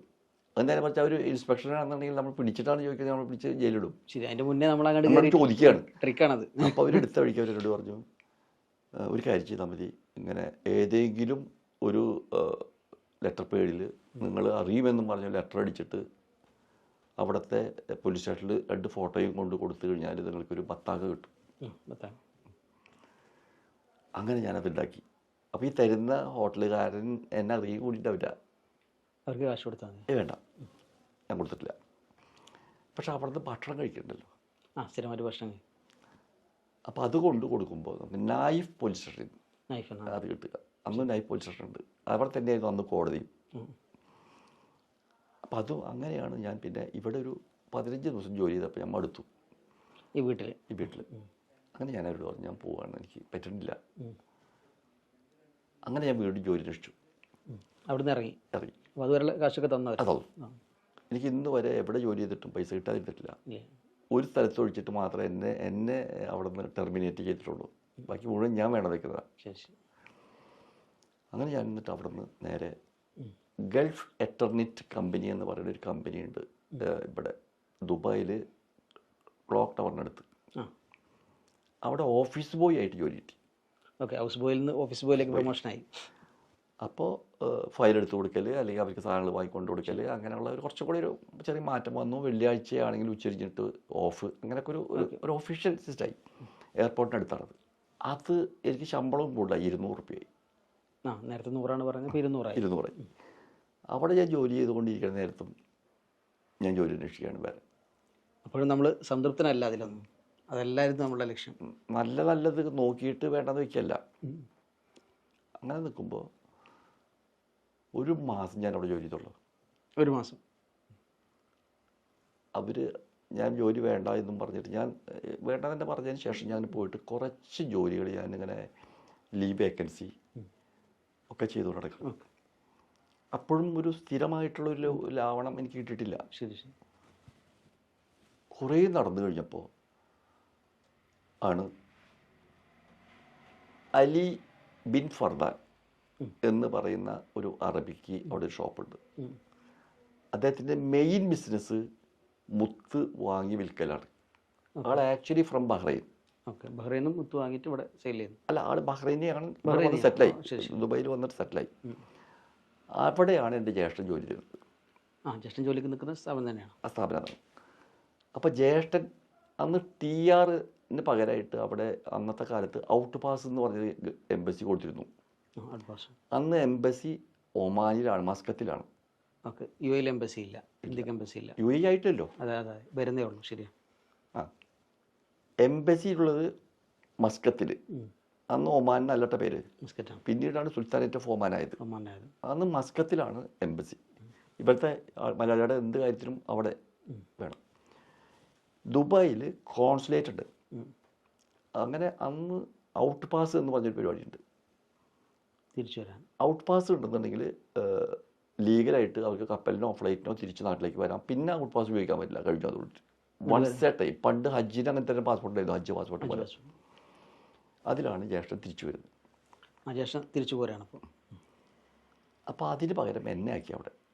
ജ്യേഷ്ഠന് പകരം എന്നെ അവിടെ ശരി ജോലിക്കാക്കി. അത് ഞാനും ജ്യേഷ്ഠനും കൂടെ ഒരു 20 ദിവസത്തോളം ഒന്നിച്ച് ജോലി ചെയ്തു. ഓക്കെ. ജ്യേഷ്ഠൻ പോരുമ്പോൾ ആ ജ്യേഷ്ഠൻ ജോലി ചെയ്ത് ശമ്പളമൊക്കെ വാങ്ങിക്കിട്ട് പോന്നു. പിന്നെ കുറേ ചെറിയ കടങ്ങൾ വന്നു. ഞാൻ എൻ്റെ ജീവിതത്തിൽ അന്നും ഇന്നുമുള്ള എൻ്റെ പ്രാർത്ഥന, 2 പ്രാർത്ഥനയിൽ, ഒരു പ്രധാനപ്പെട്ട പ്രാർത്ഥനകളിൽ ഒന്ന് കടക്കാരനായിട്ട് മരിക്കരുതെന്നും, 2 പിന്നെ അഥവാ കടക്കാരനായിട്ട് മരിക്കേണ്ടി വന്നാൽ വല്ല ഭക്ഷണം കഴിച്ചതിൻ്റെ കടക്കാരനാവരുന്നതിൽ ആഗ്രഹിക്കട്ട്. അങ്ങനെ ജ്യേഷ്ഠൻ അവിടെ നിന്ന് തിരിച്ചുകൊണ്ട് വന്നു. അപ്പോൾ ഇവർ പറഞ്ഞു, ആർക്കെങ്കിലും ഒരാണ്ടല്ലേ പൈസ കൊടുക്കാൻ പറ്റുള്ളൂ. അപ്പോൾ ആ 20 ദിവസത്തെ കാശ് ഇല്ല. കാരണം ജ്യേഷ്ഠന് കൊടുത്തല്ലോ, അല്ലാണ്ട് രണ്ടാൾക്ക് കൊടുക്കാൻ പറ്റില്ലല്ലോ. ഞാനാണെങ്കിൽ ആകെ വിഷമിച്ചു. ഭക്ഷണം കഴിക്കാൻ പറ്റുന്നില്ല, കുറേ കടങ്ങൾ, ഹോട്ടലിൽ. ജ്യേഷ്ഠൻ പോരുമ്പോൾ ജ്യേഷ്ഠൻ അറിയില്ല നിങ്ങളുടെ കയ്യിൽ കാശില്ല എന്നുള്ള കാര്യം? അല്ല, അത് ചോദിച്ചാൽ അതിൻ്റെ ഉത്തരം അത് എങ്ങനെയും നോക്കിക്കോളും എന്ന് വിചാരിച്ചിട്ടുണ്ടാവണം. ശരി ശരി. അപ്പോൾ എനിക്ക് ഏകദേശം ഒരു 20.5 വയസ്സ്, 2 വർഷം 20 വയസ്സ് കഴിഞ്ഞിട്ടുണ്ട്. ഞാൻ എന്നിട്ട് ആകെ വിഷമിച്ചു. അപ്പോൾ ഈ ഷോപ്പ്, അതിലാണ് മുത്തുകൾ വാങ്ങുന്നു, വിൽക്കുന്നു, അതിൻ്റെ എക്സ്പോർട്ടും ഒക്കെ ആയിട്ട് ഇപ്പം നല്ല വരുമാനമൊക്കെ ഉണ്ട്. അതുകൂടാതെ ആ ഒരു മെയിൻ ഒരാൾ കണ്ടാൽ അതല്ല അവിടെ നടക്കുന്ന സംഭവം. സ്പെയർ പാർട്സാണ്, ബെൻസ് വണ്ടിയുടെ പാർട്സ്. അതാണ് ശരിക്കും കച്ചവടം. ആ, അതിൻ്റെ കൂടെ ഇവൻ താഴ്ത്തിരുന്നിട്ട് ഇതൊക്കെ ചെയ്യുന്നുണ്ട്. അവിടെ വന്നിരുന്ന ഒരാളുടെ പേരാണ് മെഹദി അൽ താജിർ. ആളും ബഹ്റൈൻ തന്നെയാണ്. അപ്പോൾ ഇവർ തമ്മിൽ അവിടെ പരിചയമുള്ള ആൾക്കാരാണ്, ഒരേ നാട്ടുകാരാണല്ലോ. അദ്ദേഹം ഇവിടെ വരാൻ തന്നെ കാരണം, ദുബായിലും കുവൈത്തിൽ പോയി എല്ലാ നാടുകളിലും ഒരു നിയമം പണ്ടുണ്ട്. ബോട്ടിനാവട്ടെ എങ്ങനെയെങ്കിലും ആവട്ടെ, ആ പോർട്ട്, അന്ന് പോർട്ട് ഇല്ലെങ്കിൽ തന്നെ ആ ഭാഗത്ത് വന്നാൽ എത്ര ആൾ ഇറങ്ങിയോ അത്ര ആൾ തിരിച്ചു പോയാൽ മതി, കപ്പലിനാണെങ്കിലും. ഞാൻ പറഞ്ഞത്. അപ്പോൾ ഒരു മീൻപിടുത്ത ബോട്ട് ഇറാനിൽ നിന്ന് വരികയാണെങ്കിൽ വെള്ളം കൊണ്ടുവന്ന് ഇറാനിൽ നിന്ന് വെള്ളം കൊണ്ടുവരും, എന്നിട്ട് വിറ്റിരുന്നു. അപ്പോൾ എത്ര ആൾ ആ ബോട്ടിന് വന്ന് ഇറങ്ങിയിട്ടുണ്ടോ അത്ര ആൾ തിരിച്ചു പോകണം. അത്ര ആൾ, ആ സെയിം ആൾക്കാർ പോകണമെന്നില്ല. ഓക്കെ, ആ നമ്പർ ഓഫ് ആളുകൾ മാത്രം, നമ്പർ ഓഫ് പാസഞ്ചേഴ്സ് മാത്രമേ പോകണ്ടോ. അതിനൊരു മാറ്റം വരുത്തിയത് കുവൈത്താണ്. പിന്നീടാണ് ഈ ദുബൈത്തെ Sheikh Rashid bin Saeed Al Maktoum ബഹ്റൈനിലെ ഷെയ്ഖിന് ഒരു കത്തയക്കുകയാണ്, ഞങ്ങൾക്ക് ഇവിടെ ഒരാളെ വേണം ഇതുമാതിരി കണക്കുകളൊക്കെ എഴുതാൻ. അങ്ങനെയാണ് ഈ മെഹദി താജർ ദുബൈയിലോട്ട് വരുന്നത്. ആ മെഹദി താജറാണ് അവിടെ നിന്ന് QDR ഉണ്ടാക്കാനുള്ള മുൻകൈ എടുത്തത്. അതേപോലെ ഈ ഫ്ലാഗ് ഷെയ്ഖ് സായിദിന് കൊടുക്കുമ്പോൾ പുള്ളിയായിരുന്നു ഉണ്ടായിരുന്നത്. 1971 ഡിസംബർ 2-ാം തീയതി. അൽഹംദുലില്ലാ എന്ന് പറയാം, അത് കാണാനുള്ള ഭാഗ്യം എനിക്കുണ്ടായി രാഷ്ട്രം രൂപീകരിക്കുന്നതുമായി ബന്ധപ്പെട്ട് ജുബൈറയിൽ വെച്ചിട്ട്. പക്ഷെ അത് അന്ന് കാണാൻ വേണ്ടി പോകുമ്പോഴും ഇതുമാതിരി ഒരു സംഭവമാവും, ഇതുമാതിരി ഇരിക്കുക, അത് ആലോചിക്കാൻ പറ്റും എന്ന് വിചാരിച്ചിട്ട് പോണതല്ല. എല്ലാവരും പോകുന്നു, ഞാനും പോയി. പക്ഷെ അത് വളരെ കുറവ് ആൾക്കാരെ അന്നൊന്നും ഇങ്ങനെ ഷെയ്ഖുമാരുടെ അടുത്തേക്ക് പോകാനുള്ള ഒരു ബാൻ ചെയ്യലോ അങ്ങോട്ട് വരാൻ പാടില്ല, അല്ലെങ്കിൽ പോലീസ് സെക്യൂരിറ്റി അതൊന്നും അന്നില്ല. ആർക്കും പോകാം. ഈ അജ്മാലിലെ ഷെയ്ഖ് പോലും വെറും റോഡ് സൈഡിൽ ഇരുന്നിട്ട് ആൾക്കാരോട് ഇങ്ങനെ വർത്താൻ പറഞ്ഞ് ഞങ്ങളുണ്ട്. പിന്നീടാണ് അതിന് ഓരോ നിയമങ്ങളും സെക്യൂരിറ്റി ഗാർഡുകളൊക്കെ വന്നിട്ടുള്ളത്. ഈ ഷെയ്ഖ് സായിദ് അടക്കം വണ്ടി ഓടിച്ചോ മാർക്കറ്റിൻ്റെ ഉള്ളിലൊക്കെ ഇറങ്ങി നടക്കുന്നത് കാണാറുണ്ട് ആദ്യമൊക്കെ. അങ്ങനെ ഹോട്ടലിൽ ഭക്ഷണത്തിന് ഒരുപാട് വിഷമം വന്നു, വിശപ്പുമുണ്ട്. അപ്പം ഞാൻ 4 അട കൊടുത്താൽ ഒരു കോള കിട്ടും. 2 അണ കൊടുത്താൽ, 2 അണ എന്ന് ഞാൻ പറയുന്നത് അറബികൾ പോലും അണാന്നാണ് പറയുക, ഇന്ത്യൻ്റെ അണയല്ല അത്, അണാന്നാണ് പറയുക. 10 ഫിൽസും 25 ഫിൽസും പറയുമ്പോൾ അങ്ങനെ ആണാന്ന് പറയും. 2 അണ കൊടുത്തു കഴിഞ്ഞാൽ ഗ്ലൂക്കോസ് ബിസ്ക്കറ്റ് ഒരു പാക്കറ്റ് കിട്ടും. ഇത് രണ്ടും കഴിക്കുകയാണ് ഞാൻ ചെയ്യുള്ളൂ, അല്ലാണ്ട് ചോറിനുള്ള കാശില്ല. അങ്ങനെ ഹോട്ടലിൽ കുറച്ച് കാശ് കൂടുതലായി. അപ്പോൾ അവർക്ക് തരാനൊരു മടി, തരില്ല എന്ന് പറയുന്നില്ല. അങ്ങനെ ഞാൻ ഞങ്ങളുടെ റൂമിലുണ്ടായിരുന്ന ഞങ്ങളെക്കാളും പ്രായമുള്ള ഒരു കുഞ്ഞു മുഹമ്മദ് കാട്ടൂരുള്ള കുഞ്ഞു മുഹമ്മദ് കാട് വരും പറഞ്ഞു. നാട്ടിൽ അല്ല, ആളവിടെ ഉണ്ട്, അല്ല നാട്ടുകാരനാണ്. അപ്പം അദ്ദേഹം പറഞ്ഞു, നമുക്ക് ഇന്നൊരാൾ അവിടെ ഉണ്ട്, അദ്ദേഹത്തോട് ചെന്ന് പറഞ്ഞു കഴിഞ്ഞാൽ ആ ആൾ ഈ ഹോട്ടലുകാരോട് പറഞ്ഞു കഴിഞ്ഞാൽ കുറച്ച് സാവകാശം കിട്ടും, ഇന്ന് ഭക്ഷണവും കഴിക്കാം. അപ്പോൾ ആ വ്യക്തി ഞങ്ങളെക്കാൾ മുൻപ് പോയ ആളും കുറച്ചൊക്കെ ഒരു നല്ലൊരു പോസ്റ്റിൽ ജോലി ചെയ്ത ഒരാളൊക്കെയാണ്, ഞങ്ങളെക്കാൾ കുറച്ച് പ്രായമുണ്ട്. അങ്ങനെ ഞാനും ഈ കുഞ്ഞു മുഹമ്മദ് കൂടി ആ അദ്ദേഹത്തിൻ്റെ അടുത്തേക്ക് ചെന്നു. അവിടെ ചെന്നപ്പോൾ അദ്ദേഹം പുറത്ത് പോയിരിക്കുകയാണ്.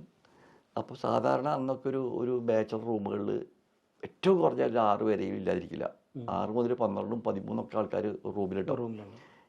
അദ്ദേഹം താമസിക്കുന്ന റൂമിൽ ആകെ 2 പേരുള്ളൂ. എനിക്ക് ഇന്നും ഓർമ്മയുണ്ട്, ഒരു മരത്തിൻ്റെ തട്ടടിച്ചിട്ടുള്ള ഇതിൻ്റെ മുകളിലായിരുന്നു താമസിച്ചിരുന്നത്. അങ്ങനെ അവിടെ ചെന്ന് അദ്ദേഹം വരുന്നവർ കാത്തുനിന്നു. കുറേ സമയം കഴിഞ്ഞപ്പോൾ അന്ന് ലാൻഡ് ഫോൺ പോലും ഇല്ലാത്ത കാലം.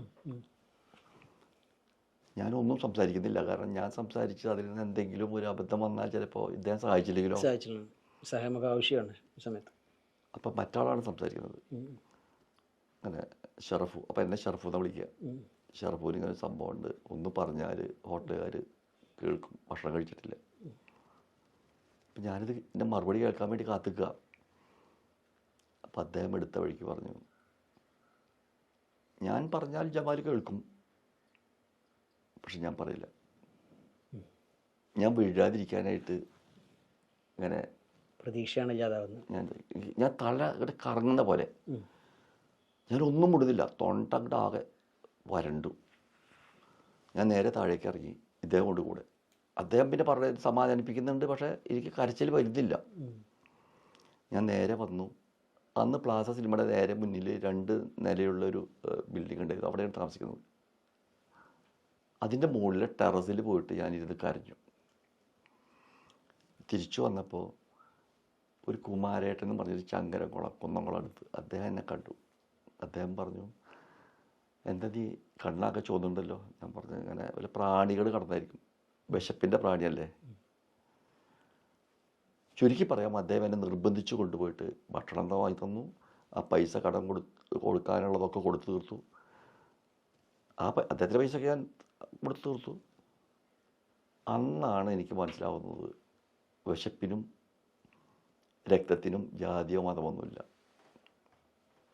അതാണ് എനിക്കുണ്ടായ ഒരു മറക്കാൻ പറ്റാത്ത അനുഭവം. ആദ്യമായി UAE-ലെത്തി ഒരു ഹൗസ് ബോയ് ആയിട്ട് ആദ്യം തുടങ്ങി, പിന്നീട് ഓഫീസ് ബോയിലേക്ക് മാറി, അങ്ങനെ വിവിധ ജോലികളിലേക്ക് വന്നു. പക്ഷേ അവിടുന്നൊക്കെ ഒരു വലിയ മാറ്റം എന്ന് പറയാവുന്ന ഒരു മാറ്റം ഉണ്ടായി ലൈഫിൽ. അബുദാബിയിൽ അവിടുത്തെ ഷെയ്ഖിൻ്റെ ഓഫീസിലേക്ക് എത്തുന്നു. എന്തായിരുന്നു ആ ഒരു യാത്ര, എങ്ങനെയായിരുന്നു? നേരത്തെ പറഞ്ഞ അലി ബിൻ ഫർദാനോട് ജോലി ചെയ്തുകൊണ്ടിരിക്കുന്ന സമയത്ത് അപ്പോൾ എനിക്ക് വിസയില്ല, പാസ്പോർട്ട് നാട്ടിലുണ്ട്. പാസ്പോർട്ട് കിട്ടി? നാട്ടിൽ കിട്ടി. അപ്പോൾ ജ്യേഷ്ഠനെ ഞാൻ വിസ എടുത്ത് ജ്യേഷ്ഠനെ കൊണ്ടുവന്നു. ഈ അലി ബിൻ ഫർദാനോട് എനിക്കൊരു NOC, അന്ന് NOC ആണ്, നോ ഒബ്ജക്ഷൻ സർട്ടിഫിക്കറ്റ് ആണ് കിട്ടുന്നത്, വിസ എന്നല്ല പറയാമെന്ന്. അത് എപ്പോൾ ചോദിച്ചാലും ബത്താക്ക ഓൺലി ഇവരെ പോലീസിൽ നിന്ന് രക്ഷപ്പെടാനുള്ള ഒരു ഇത് മാത്രമേ ഉള്ളൂ, അതൊരു ട്രാവൽ ഡോക്യുമെൻ്റ് അല്ല. അപ്പോൾ എത്ര ചോദിച്ചാലും ഇവൻ തരുന്നില്ല. അന്ന് അറബികളുടെ പാസ്പോർട്ടിൻ്റെ കോപ്പി പോലും വേണ്ട, അറബിയുടെ പേര് മാത്രം എഴുതി കഴിഞ്ഞാൽ NOC കിട്ടും.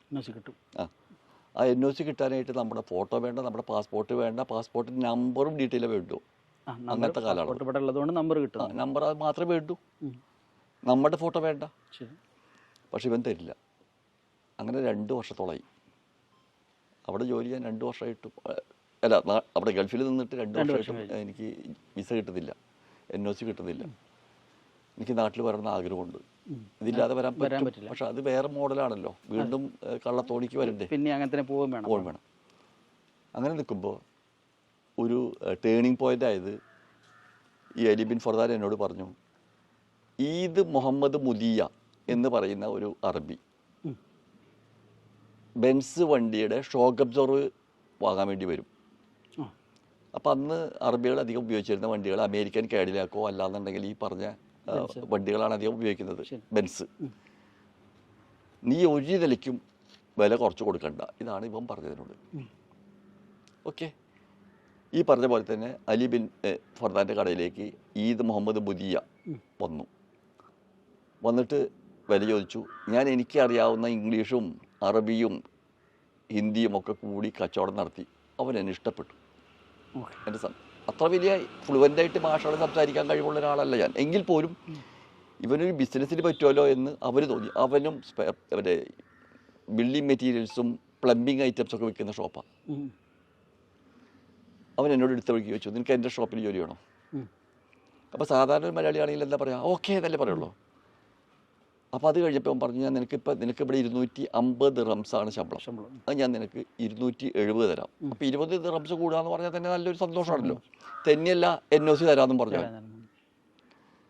ഞാൻ എടുത്ത വഴിക്ക് പറഞ്ഞു, ഞാനിപ്പോൾ ഒരു സ്ഥലത്ത് ജോലി ചെയ്യുന്നു, അവൻ്റെ അനുവാദമോ അല്ലെങ്കിൽ അനുവാദം വേണ്ടാന്ന് എനിക്കറിയാം, പക്ഷെ അവരോട് പറയാതെ ഞാൻ വരുന്നത് ശരിയല്ലല്ലോ, അല്ലെങ്കിൽ ഞാൻ അവൻ്റെ ആളാക്കി കൊടുത്തിട്ട് ഞാൻ വരാം.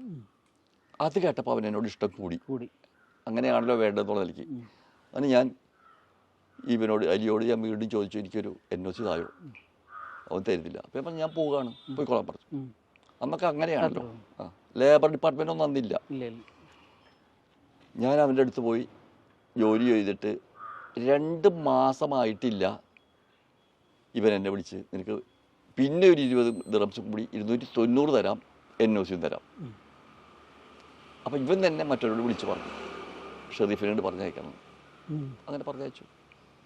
അതിനിടയിൽ എൻ്റെ ജ്യേഷ്ഠൻ്റെ വിസ ഞാൻ അജ്മാനിൽ നിന്ന് വരെ ശരിയാക്കി.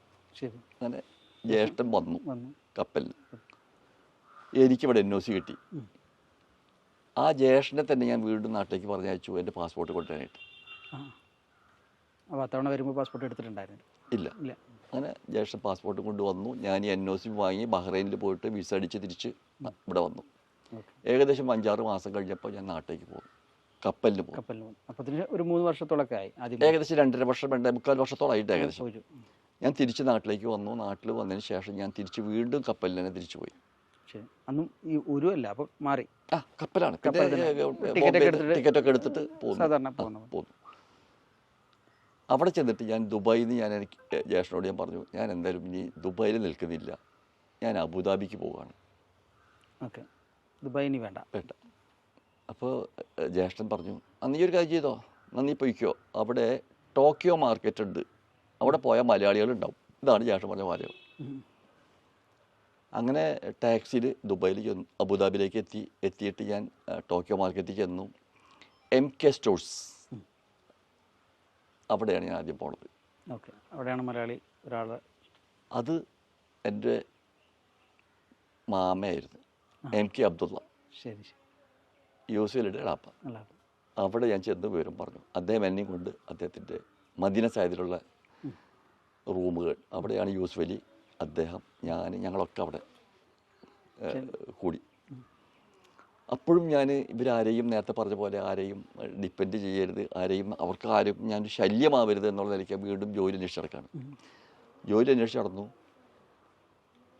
റാഷീദ് ആൻഡ് ഖാനിം അൽ ഹാമലി എന്ന് പറയുന്ന ഒരു അറബികളുടെ മദീന സായദിലുള്ള മൻഹൽ പാലസിന് മുമ്പിൽ ഒരു ട്രാൻസ്പോർട്ട് ആൻഡ് കോൺട്രാക്റ്റിംഗ് കമ്പനി. അപ്പോൾ അന്നൊക്കെ ബിൽഡിങ്ങുകൾ വന്നു തുടങ്ങി. അത് ഏകദേശം ഒരു 72-ലാണ്. അപ്പോൾ ബിൽഡിങ്ങുകളൊക്കെ വന്ന് തുടങ്ങി, റോഡുകളൊക്കെ വൈഡായി തുടങ്ങി. UAE ഒക്കെ കഴിഞ്ഞു. UAE ചെക്ക് പോസ്റ്റിൽ കൂടെ ഇങ്ങനെ ആൾക്കാർക്ക് പോകാമെന്നുള്ളതൊക്കെ ആയി തുടങ്ങി. അങ്ങനെ ആ ചെക്ക് പോസ്റ്റ് സ്റ്റോപ്പ് ചെയ്തു.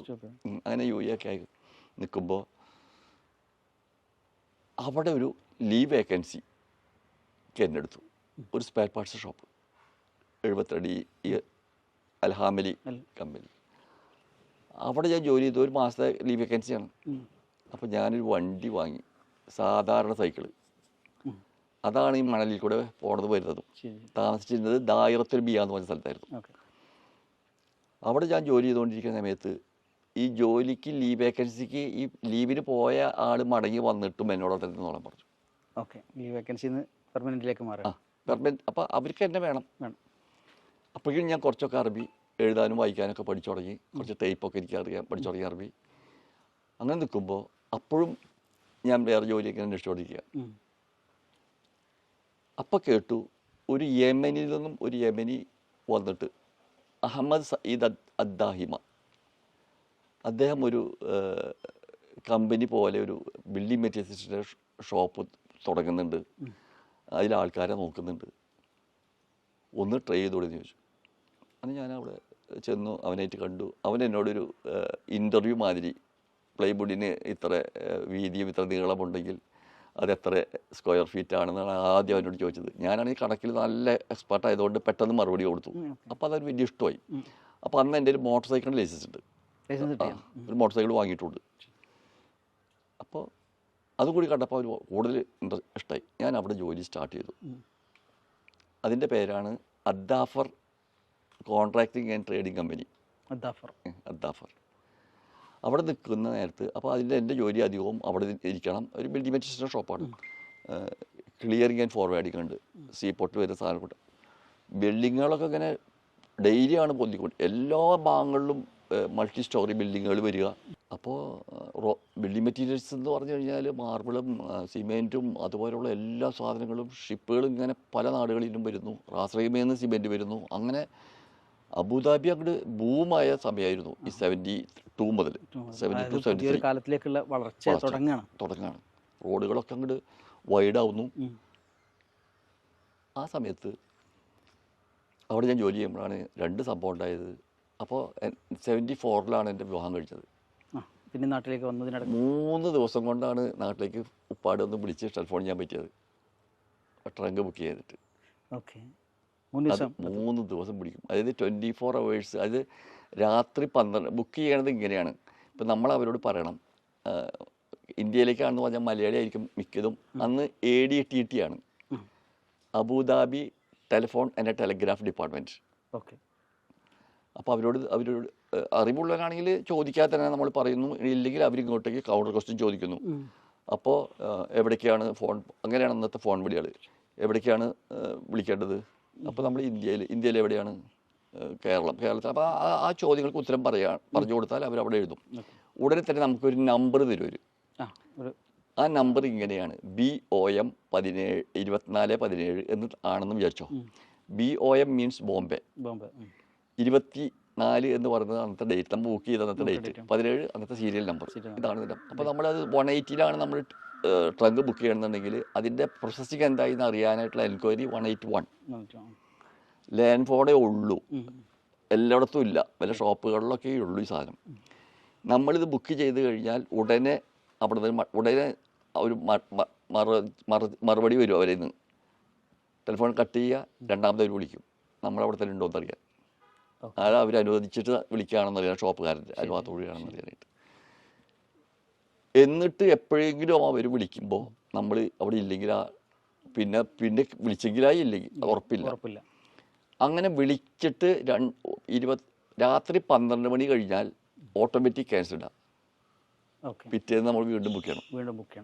ക്ലിയറായോ? അങ്ങനെ 3-ൻ്റെ അന്ന് ബുക്ക് ചെയ്തു. ആ ലൈൻ പോകണത് എങ്ങനെയെന്നറിയോ? നമ്മൾ അന്ന് റോട്ടറി ടൈപ്പ് പോലും ആയിട്ടില്ല, റോട്ടറി ടൈപ്പ് ഉള്ളൂ, മറ്റേ ഇല്ല, പുഷ് ബട്ടൺ ഇല്ല മുമ്പ്. അപ്പോൾ ആ സമയത്ത് നമ്മൾ ഫോൺ വെച്ചിട്ട് അവർ അവിടെ നിന്ന് നമ്മൾ റിസീവർ വെക്കേ വേണ്ടു, പിന്നെ സംസാരം അവർ നമുക്ക് കേൾക്കാം. ബോംബെ ഓപ്പറേറ്റർ അല്ലേ എന്ന് ചോദിക്കുമ്പോൾ അത് അവിടെ ഉള്ള ഇൻറ്റേർണൽ ഡയലോഗൊക്കെ നമുക്ക് കേൾക്കാൻ പറ്റും. അപ്പോൾ അത് കഴിഞ്ഞിട്ട് മദ്രാസിലേക്ക് കളക്ട് ചെയ്യാൻ പറയും. അങ്ങനെ മദ്രാസ് കഴിഞ്ഞാൽ പറയും എറണാകുളം കളക്ട് ചെയ്ത് ഇതൊക്കെ നമുക്ക് പോകുന്നതൊക്കെ നമുക്കറിയാം, എക്കോ അറിയാം. അത് കഴിയുമ്പോഴാണ് പറയുന്നത് ഇരിങ്ങാലക്കുടയിൽ നിന്നും കാട്ടൂരേക്ക് പോകുന്ന ലൈനിൽ മരം വീണിട്ട് കമ്പി പൊട്ടി, അതുകൊണ്ട് ഇനി പറ്റുന്ന ആൾ വിളിക്കും. ഇത്രയും വെയിറ്റ് ചെയ്തിട്ട് പിന്നെ സംഭവിക്കുന്നതാണ്. അങ്ങനെ 3-ൻ്റെ അന്ന് കിട്ടി. അപ്പോൾ അത് നമ്മൾ ഒരു വാക്ക് പറഞ്ഞാലും 3 മിനിറ്റിന് ചാർജാണ്. PP ആകുമ്പോൾ പ്ലസ് 1 മിനിറ്റ് ചാർജ് കൂടുതൽ. അങ്ങനെയുണ്ട്. പർട്ടിക്കുലർ പേഴ്സൺ 3 മിനിറ്റാണ് മിനിമം ഡ്യൂറേഷൻ. അപ്പോൾ കാട്ടൂർ പഞ്ചായത്ത് ഓഫീസിലേക്കാണ് വിളിക്കണത്. വളരെ ഉറക്ക പറഞ്ഞെങ്കിലേ ഉപ്പ കേൾക്കുള്ളൂ. അങ്ങനെ ഉപ്പ പറയുന്നത് നീ വന്ന് കൊണ്ടുപോയിക്കോ. അപ്പോൾ അന്നത്തെ കാലത്തൊക്കെ പാപ്പമാർ അനുവാദം ഇല്ലാണ്ട് വൈഫിനെ കൊണ്ടുപോകാൻ പറ്റില്ലല്ലോ. സിനിമയ്ക്ക് പോകണമെങ്കിൽ പോലും വാപ്പാടെ സമ്മതം നേരിട്ട് ചോദിക്കാൻ പറ്റില്ല, ഉമ്മ ഒഴുക്കി ചോദിക്കണല്ലോ. അങ്ങനത്തെ കാലമാണ് അന്നൊക്കെ. അങ്ങനെ ഞാൻ എനിക്ക് നാട്ടിൽ വന്ന് കൊണ്ടുപോകാനുള്ള ടിക്കറ്റ് എടുക്കാനുള്ള കാശൊന്നും അന്നില്ല. അത്രയൊന്നും കിട്ടും. ലീവ് എന്ന് പറയുന്നത് പ്രശ്നമില്ല, പോകണമെന്ന് പറഞ്ഞാൽ ആ ജോലി അല്ലെങ്കിൽ വേറെ ജോലി, പക്ഷേ കാശ് വേണ്ട, ടിക്കറ്റ് കാശ് വേണ്ട. ഒടുവിൽ അതൊക്കെ ഉണ്ടാക്കി വൈഫിനെ കൊണ്ടുപോകാനുള്ള ടിക്കറ്റിൻ്റെ കാശ് ഉണ്ടാക്കി ഞാൻ ഇങ്ങോട്ട് വന്നു. അപ്പോൾ ഉപ്പ പറഞ്ഞിരിക്കുന്നത് നീ വന്ന് കൊണ്ടുപോയിക്കൊള്ളാനാ. അങ്ങനെ വന്ന് 2-3 ആഴ്ച കഴിഞ്ഞ് ഞാൻ തിരിച്ച് വൈഫായിട്ട് പോവുകയാണ്. അവിടെ എത്തി ഒരാഴ്ച കഴിഞ്ഞ് അല്ല ഫ്ലൈറ്റിലാണ് അവിടെ എത്തി. അപ്പോൾ അന്ന് ഞാൻ ക്ലിയറിങ്ങിന് പോകും. അപ്പോൾ 4 മണി കഴിഞ്ഞിട്ട് എനിക്ക് അവിടെ പിന്നെ ജോലിക്ക് പോകണമെന്ന് നിർബന്ധമില്ല, പക്ഷെ ഞാൻ വെറുതെ പോവാണ്. അപ്പോൾ പോസ്റ്റ് ഓഫീസിലാണല്ലോ നമ്മളിപ്പോൾ കത്ത് വന്നൊന്ന് നോക്കുന്നത്. അപ്പോൾ കത്ത് വന്നൊന്ന് നോക്കുന്നു, ആ കത്തിൽ എഴുതുന്നു ഇങ്ങനെ ഒരു ചെറിയൊരു സ്ഥലമുണ്ട്, നീ അതിങ്ങനെ വാങ്ങുകയാണെങ്കിൽ നല്ലതെന്നൊക്കെ പറഞ്ഞ് ഉപ്പാടെ എഴുത്തുണ്ട് ഇംഗ്ലണ്ടിൽ എയർമെയിൽ കത്ത്. അത് വായിച്ച് ഷോപ്പിലേക്ക് എത്തിയപ്പോൾ ഷോപ്പിൽ കുറേ ഗ്രാനൈറ്റിൻ്റെ ഒക്കെ സാമ്പിളുകൾ കിടക്കുന്നുണ്ട്, ചെറിയ പീസുകൾ. അതിൻ്റെ ഇടയിലുണ്ട് ഒരു ടെലിഗ്രാം കിടക്കുന്നു, എൻ്റെ ഉപ്പ മരിച്ചു.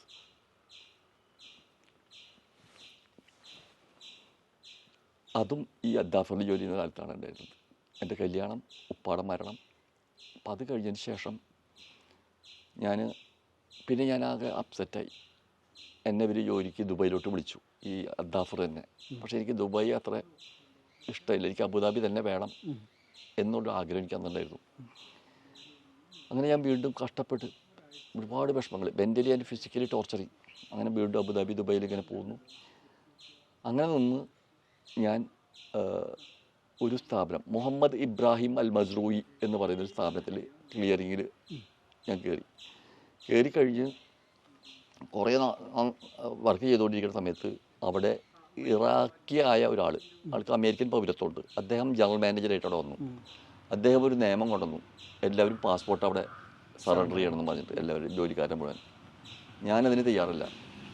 അപ്പോൾ ഞാൻ പറഞ്ഞു എനിക്ക് വേണ്ട, നിങ്ങളുടെ ജോലിയും വേണ്ട, പാസ്പോർട്ട് ഞാൻ തരില്ല.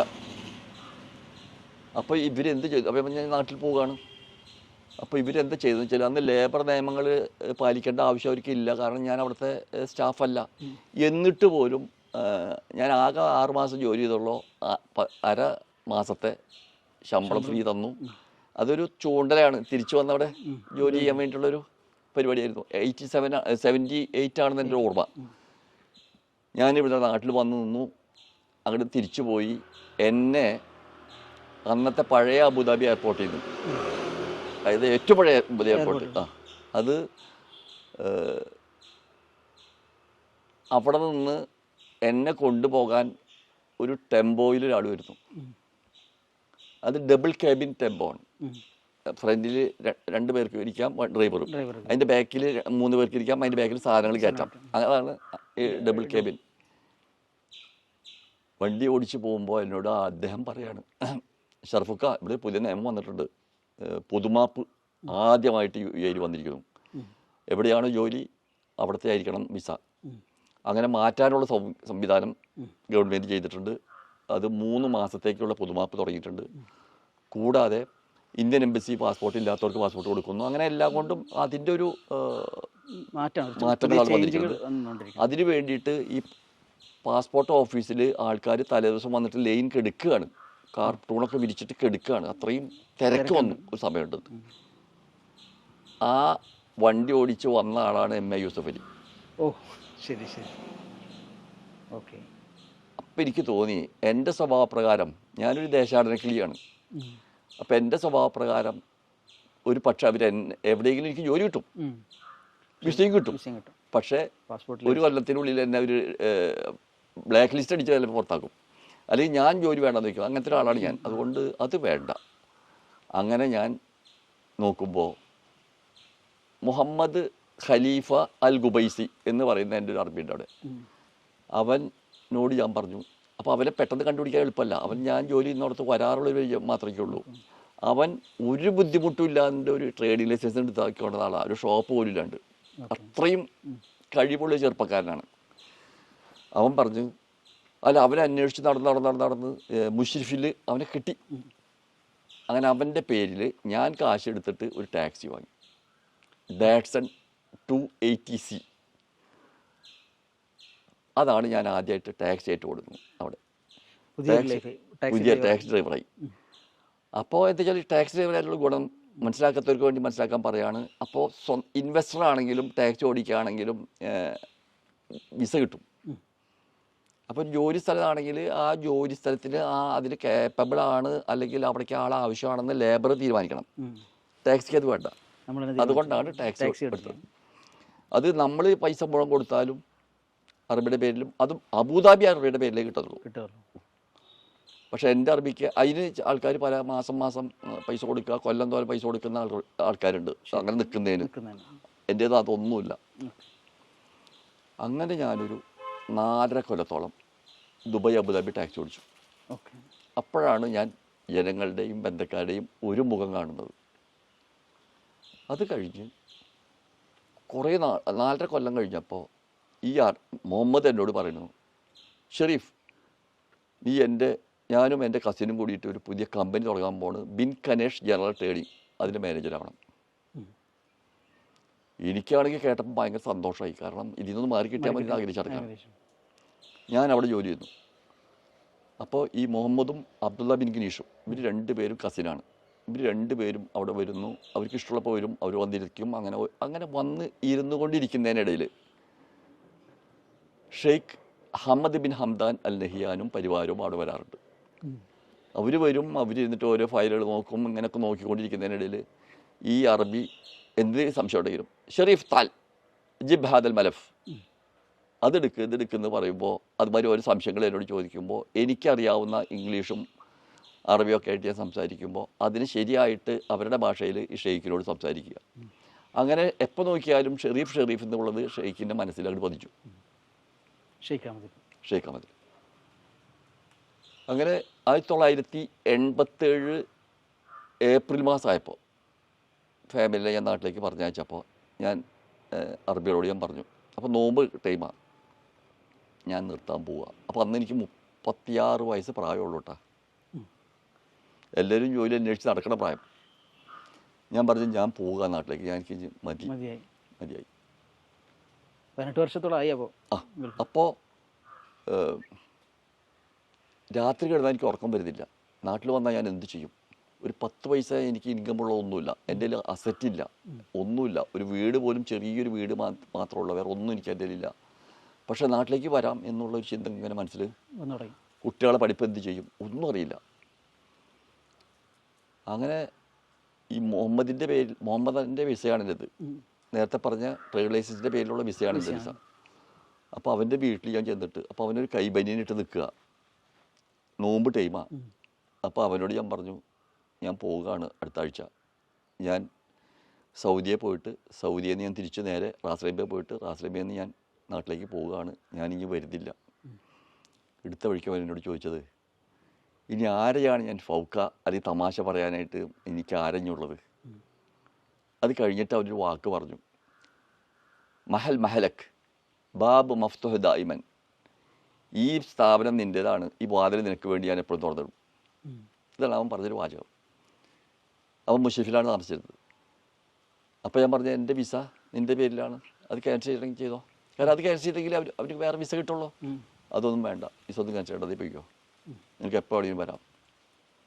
അങ്ങനെ ഞാൻ പോന്നു. 1987 ഓഗസ്റ്റ് 13 ഞാൻ വരുന്നത് ഇങ്ങോട്ടേക്ക്. വന്ന് ഒരാഴ്ച കഴിഞ്ഞപ്പോൾ അവിടെ ചില നാടകങ്ങൾ വന്നു. ഷെയ്ഖ് അവരോട് വിളിച്ചു പറഞ്ഞു, ഷെരീഫ് എവിടെ? പറഞ്ഞു, ആള് നാട്ടിലേക്ക് പോയി. എന്താ പോകാൻ കാരണം? ആ ചോദ്യത്തിൽ വളരെ അർത്ഥമുണ്ട്. അമ്മ തരികട ചെയ്തിട്ട് പോയതാണോ, നിങ്ങൾ പിടിച്ച് പുറത്ത്, പല അർത്ഥത്തിലായിരിക്കും ആ ചോദ്യം. അല്ല, അവൻ മതി എന്ന് പറഞ്ഞിട്ട് നാട്ടിലേക്ക് എത്താൻ വേണ്ടി പോകും. അവനോട് ഇങ്ങോട്ട് വരാൻ പറഞ്ഞു. ഇതാണ് അത് അവിടെ നടക്കുന്നു, ഞാൻ അറിയുന്നില്ല. അത് കഴിഞ്ഞപ്പോൾ അവിടെയുള്ള മലയാളി എനിക്ക് ഫോൺ ചെയ്തു, ഷെയ്ഖ് അന്വേഷിക്കുന്നുണ്ട്, ജോലിക്ക് വേണം. അത് കഴിഞ്ഞ് അന്ന് എൻ്റെ വീട്ടിൽ ലാൻഡ് ഫോൺ പോലും ഇല്ല, തറവാട്ടിൽ എൻ്റെ അടുത്ത് പോകണം, ഫോൺ കിട്ടണമെങ്കിൽ. അത് കഴിഞ്ഞിട്ട് ഒരു ദിവസം എൻ്റെ അനിയന് നൂറുദ്ദീൻ, അവന് അറബി നന്നായിട്ട്, എസ്പെഷ്യലി ഈജിപ്ഷ്യൻ ഭാഷ അറബി നന്നായിട്ട് അറിയാം. ഒരു ഫോൺ കോൾ, ഹലോ വോയിൻ അഹ്റൂഖ്. അപ്പോൾ ആൾ ഇങ്ങനെ നാട്ടിൽ പോയി, അവനോട് വരാൻ പറയൂ. അപ്പോൾ എൻ്റെ അനിയൻ ചോദിക്കുന്നു, ആരാണ് സംസാരിക്കുന്നത്? ഹമദ്. ഏത് ഹമദ്? Hamad bin Hamdan. അപ്പോൾ ഇവർ മനസ്സിലായി. അപ്പോൾ ഞാൻ എൻ്റെ അനിയനോട് ഞാൻ പറഞ്ഞു, നീ ഒരു കാര്യം ചെയ്യൂ, ഷെയ്ഖിനോട് പറയാം, ഒരു സിംഗിൾ ടിക്കറ്റ് തരുമോ? തരാമെന്ന് പറഞ്ഞാലും നീ വാങ്ങണ്ട, തരുമോ എന്ന് ചോദിക്കുക. അപ്പം എൻ്റെ മനസ്സിൽ ഒരു എക്സൈറ്റഡ് എന്ന് മാത്രം പറഞ്ഞു. അപ്പോൾ അവരാ സംശയങ്ങൾ വന്നു, ഒരു ഷെയ്ഖിന് ഇത്ര കേരളത്തിൽ കിടക്കണം, എന്നെ വിളിച്ചു കൊണ്ടുപോകേണ്ട ആവശ്യമുണ്ടോ എന്നാണ് എൻ്റെ ഒരു, അതും മാനേജറായിട്ട്. പിറ്റേന്ന് എന്നോട് എൻ്റെ അനിയൻ പറഞ്ഞു, ആ ഷെയ്ഖ് പറഞ്ഞു ടിക്കറ്റ് തരാമെന്ന് പറഞ്ഞു. അപ്പോൾ നീ ടിക്കറ്റ് വാങ്ങണ്ട, ഞാൻ വന്നോളാം. ഞാൻ ഇവിടുന്ന് ഓട്ടോറിക്ഷയ്ക്ക് തിരുപ്രയാർ പോയി, തിരുപ്രയാറിന് ബസ്സിന് തിരുവനന്തപുരത്തേക്ക് പോയി, തിരുവനന്തപുരത്ത് നിന്ന് അബുദാബിയിലെത്തി. എത്തിയതൊരു ചൊവ്വയോ ബുധനോ ആണ്. അപ്പോൾ ഞാൻ ആകെ ക്ഷീണിച്ചിട്ടുണ്ട്. അപ്പോൾ ഞാൻ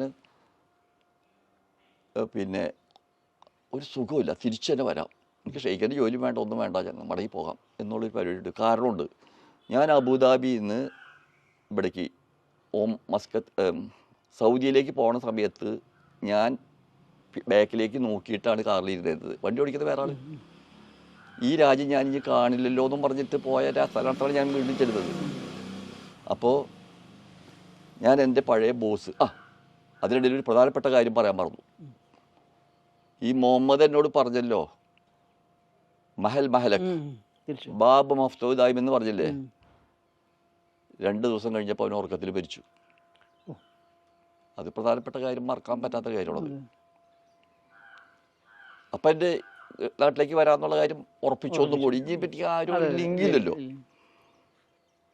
അങ്ങനെ ഞാൻ ഈ അബ്ദുള്ള കിനീഷിനോട് ഫോണിൽ കൂടെ വിളിച്ചു. അപ്പം ഞാൻ ഇങ്ങോട്ട് നാട്ടിലേക്ക് തിരിച്ചു വരാനായിട്ട് കുവൈത്തിൽ നിന്നും കാലി അടിച്ചിട്ട് വരുന്ന ബോംബെയിലേക്ക് ഒരു ഫ്ലൈറ്റ് വരുന്നുണ്ട്. അവിടുന്ന് ഇത് കൊണ്ടുപോകാനായിട്ട്, മട്ടൻ കൊണ്ടുപോകാൻ.